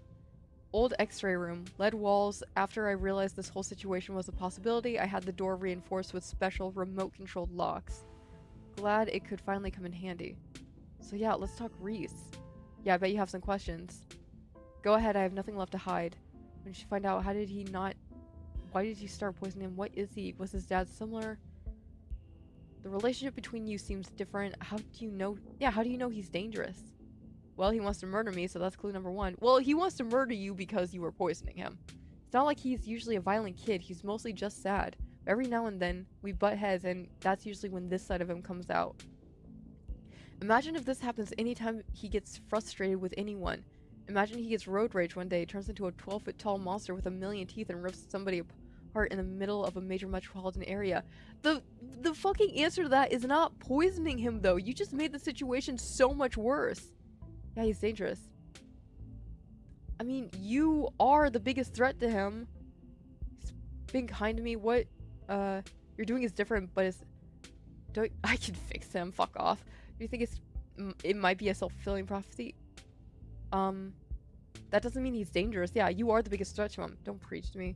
Sure, right now I'm the focus of his ire, but who's to say he's not just going to find a new target once I'm out of the picture. I know what he's capable of, so it's my job to make sure he doesn't hurt anybody. Yeah, what is he? At first I thought he was some kind of werewolf. But if he is, he doesn't follow any kind of full moon rules or anything. Silver doesn't do shit to him.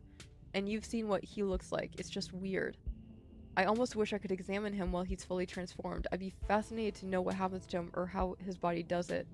But he seems pretty hellbent on ripping my throat out, so I guess that'll just have to remain a mystery.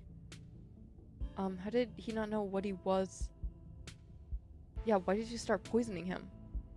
Can we stop calling it poison? Yes, it's poison, but the act of me giving him poison was not me poisoning him. I was medicating his illness. It started when he was around 15. I've been giving him increasingly high doses of Clonopin? But his body kept adapting and his symptoms would come back, especially if we ever fought. I couldn't keep ordering all those drugs. It was already suspicious and I could risk losing my license, especially if anyone ever found out what I was using them for. Someone approached me with a solution. I took it. And I've been dealing with the emotional and mental consequences of that decision ever since. It was fucking Sybil. Sybil knows... She said it herself. She knows all of the fucking, like, local plant life and stuff. Sybil's the one behind it. Yeah, who approached you? What did they say? Long, hard look. Look, I don't want to talk about that woman. It was Sybil! But screw it. I might die tonight, so sure, I'll tell you. That's all I have to say about that. Fuck! I'm calling it. It was Sybil. Was his dad similar? Strange little smile creeps onto Dr. Kelly's face. I wish I knew. Reese just kind of happened. I wasn't seeing anyone. I just woke up pregnant one day.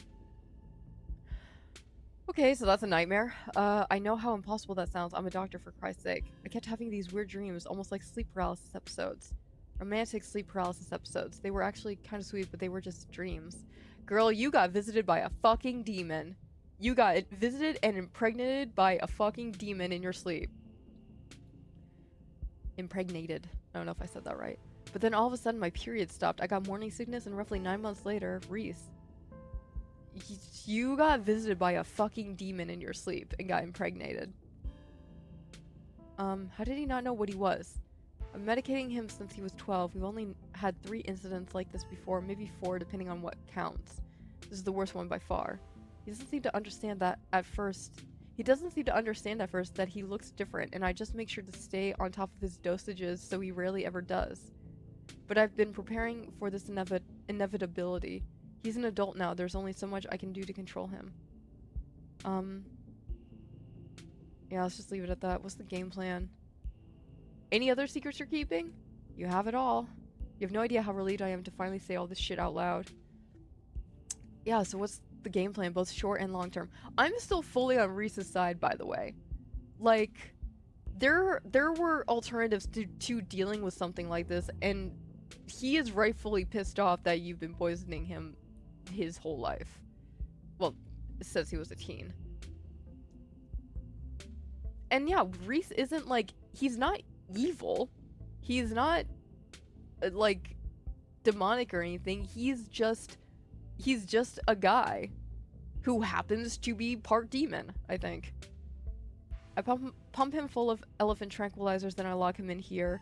Then I somehow convince him to see things from my perspective. Girl! Fuck you, I'm on Reese's side. Has that worked before? And if he manages to find a way out and kills you, so you're just going to lock him away again.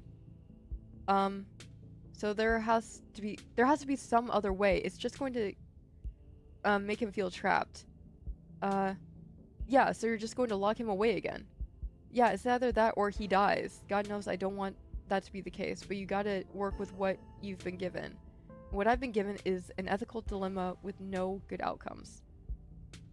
Just have to decide which is the lesser evil. You and Dr. Kelly sit in silence and wait for her son to make his way to you. The sound of distant breaking glass cuts through the silence of the clinic outside the safe room.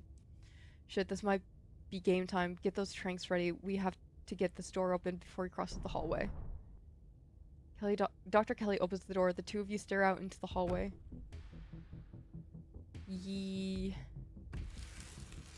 Ooh.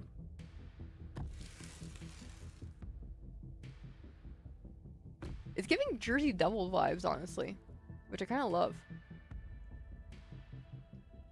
Is this what you were so afraid of? Hand over the tranquilizers. This is our shot. Saving. I'm not gonna give her the darts. You take a cautious step back from the doorway. I'm sorry, it's not right for you to, you've convinced yourself he's evil. You'll never give him a chance to just exist. Yeah, exactly. The two of you are never going to find common ground. You've had your chance to fix this. Now it's time for Reese to finally get to live. Yeah, you've convinced yourself he's evil. But he's not. He's just pissed, and rightfully so. Stop messing around and hand them over now. Reese pushes his now massive form into the safe room, staring down at his mother. Reese, I'm so sorry. Oh my god. Closing my eyes. Close your eyes. There's a loud scream followed by a crunch and a pop. Then comes the loud splash of organs hitting the ground. You hear another round of crunching and tearing, and then silence. It must be over by now. You opened your eyes. Oh my god, sorry you had to be here for that. Welcome to the dead mom. What happened to Wayne? What happened to Wayne? Wayne? Oh, I pushed him out a window. That's terrifying. Yeah, you're telling me! Be careful around him. Messed up my shoulders somehow. Still isn't working right. He's evil, really evil. He hates me. I could feel it. It almost seemed like you recognized him. Was he familiar to you? What is he? It almost seemed like you recognized him. Maybe there's something familiar about him, like I've met him before, the way he talked, but I don't know for sure. Sorry, it's been a long day. I still think Reese is a good guy. Like, just because he turns into a fucking demon doesn't mean he's necessarily evil. And I know how that sounds, but come on. I'm gonna hug him. You carefully pick your way across the room, trying your best to avoid... Look, he can't control the fact that he turns into a demon. He's been lied to his entire life. His mom was poisoning him instead of, you know, talking to him about what was happening. I feel like we need to give Reese the benefit of the doubt here. He needs a chance to prove that he is not the monster that his mom thought he was. Aside from the fact that he just killed his mom, but you know, fuck her. You carefully pick your way across the room, trying your best to avoid the fresh blood splattered across the floor, and kneel next to Reese. You can see a sadness in his eyes, staring into yours from his inhuman face, viscera still dripping from his maw. You lean in and wrap your arms around him. It takes him a moment to react, seemingly shocked at your touch, but his arms fold around you, his wide palms pressing you gently against him, holding you against his bony chest. His shoulders shaking your grip, you realize he's crying. Breaks away. Mossy, I'm sorry you had to be here for this. But thank you for understanding me. I need to get out of here, go someplace where there aren't any memories, but I'll see you soon. Oh god! This is I just got an achievement. This is a dating sim, right? And then he breaks out of your embrace and stumbles out of the safe room, his footsteps getting faster and faster as he runs off into his new life. And also, if we're gonna be fighting a bunch of fucking cultists, we could use somebody like Reese on our side. Shell-shocked, you stumble out of the clinic and into the night air. Holy shit! The night is deadly warm compared to the chill of the day, crickets singing quietly in the sleepy little neighborhood. Everything that happened in the clinic feels almost like a dream, and now that it's over, you realize how little it meshes with your understanding of the world. Let's go home. Oh, I hope Reese is okay. It's time to go home. You don't get far before you're interrupted by the jingling of dog tags. Oh, Gretchen! Gretchen appears at the edge of the road, running as fast as her geriatric pug legs can carry her. Oh, sweet baby! Gretchen seems distressed. She whines as she stares up at you from the ground, her eyes desperate, anxiously jumping back and forth and darting away when you try to lean down to her. It also makes sense why Gretchen didn't like Reese, though. Good doggy. Gretchen, where's Stella? Stella's stuck in the well? Gretchen, where's Stella? Gretchen whimpers, then starts trying to drag you towards the woods. Yeah, we're gonna follow Gretchen. You follow Gretchen. She nervously runs ahead of you the whole time, constantly looking back to make sure you're still there as she leads you into the dark woods. Before long, the trees thin, and you find yourself on a steep hill by a two-lane road lined on one side by sheer rock. Oh, there she is.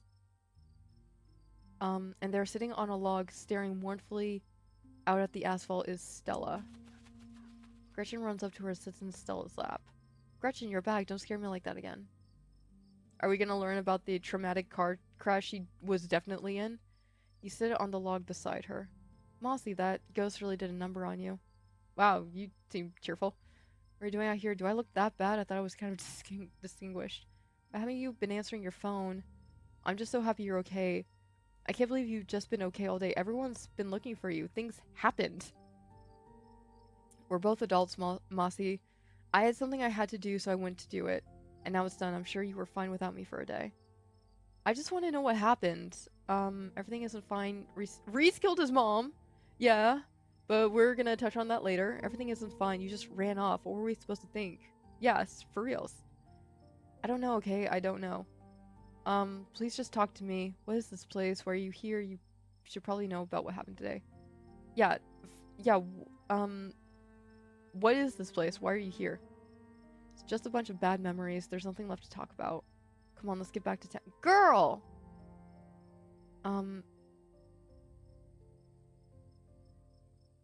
Oh god, do I tell her about Reese?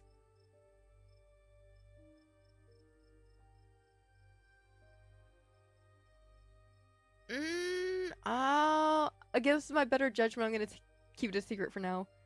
You keep the events that transpired at the clinic to yourself, at least for now. Stella scoops Gretchen up in her arms, and the three of you walk back to town in silence. I guess I'll see you tomorrow. Girl, what the fuck? She gives you a tired wave before retreating into her house. Oh god, it's you again. Time for you to go home too. He appears as if out of nowhere, clothes streaked with what at first looks like blood and gore, but you quickly realize is paint, evidence of his altercation with Reese. I'll walk you. Run away. I'm walking home by myself.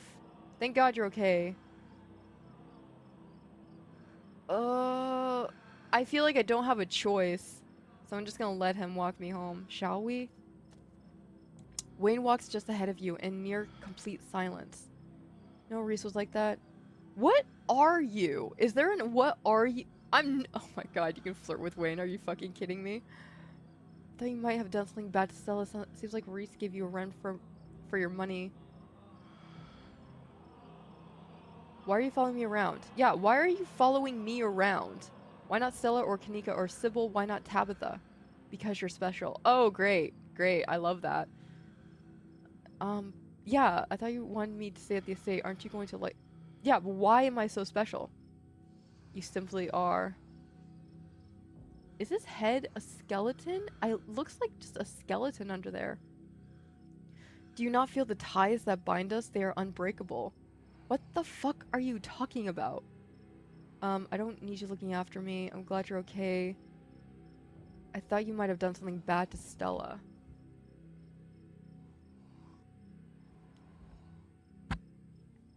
I didn't have to. She didn't have it in her to stand by your side. Remember that. She won't be there if you need her. I don't need you looking after... I'm glad you're okay. I don't need you looking after me all the time. Evidence which suggests otherwise. Whether you think you need protecting or not, I'll be there for you. I will always be there for you. Who the fuck are you? Did you know Reese was like that? I knew he was different. How exactly, I wasn't sure, but now I know. I should be able to make quick... Don't you fucking hurt my boy. Make quick work of him next time. But I like him. Don't you lay a finger on him. He's just misunderstood. I can't believe... Don't you lay a finger on him. You've gotten so attached to him. What a shame. I don't suspect he's long for this world. Fuck you. Even if I don't put him out of his misery, someone else will eventually. Sure, your infatuation will fade with time. You don't need to keep coming up with new topics of conversation to fill the silence. You're tired. It's been a long night. You should rest. Wayne remained silent for the rest of the journey back to the estate. I'm sure we'll see each other tomorrow. You should try to spend some time in that old building before you head to town. Tabitha won't be around, too busy at the mines. Forbidden places won't be forbidden without her there to stop you. And you might be surprised at what you find. Till then, sleep well. He disappears into the underbrush. Go home. The estate feels empty. Wind howling through its abandoned halls, the very foundations creaking beneath you. Your cousin must have already gone to bed. Let's go to bed. Exhausted beyond belief, you stumble into your room and collapse onto the bed. The damp smell of the mattress is starting to become almost welcoming, a sign that the now daily horrors of Scarlet Hollow are finally behind you, at least until the sun inevitably rises once again. You close your eyes, your exhausted body succumbing to sleep almost immediately. As you drift off, you think of Reese out in the woods somewhere, blood-stained, free, and beautiful, and then you think of nothing. Oh my god! Holy shit, dude! They need to come out with episode 5 soon! Episode 5 will release later this year, and I am super, super excited for that to happen. Holy shit! Let me just do... So, that just happened. I don't regret my decision with Reese. I truly think... I mean, how many fucking movies, TV shows, books, etc., where it's like, you know... like treating somebody as a monster turns them into a monster, you know? I think Reese is still a good person. And like again, his mom was fucking poisoning him for years. Like I regret the fact that she got killed. I wonder if there's a way that that could have been handled more peacefully, but I don't regret being on Reese's side. But yeah, holy shit.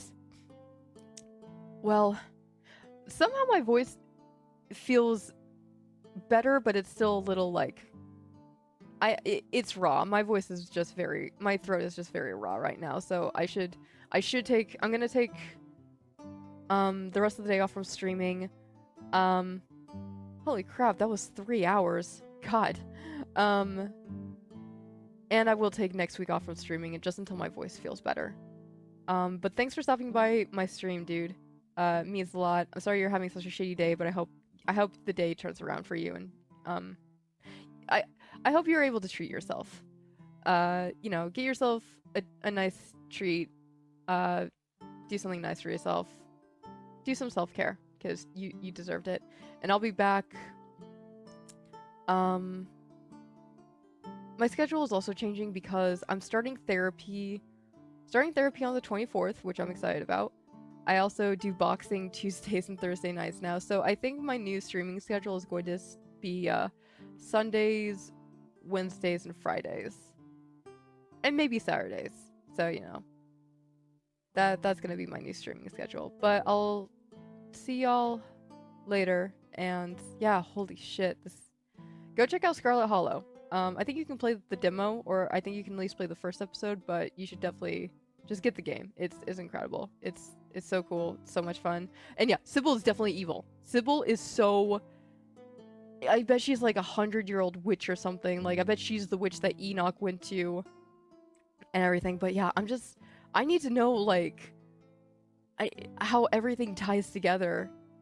You know? Like, man, I can't wait for episode 5. So, yeah, see you guys next time. Later.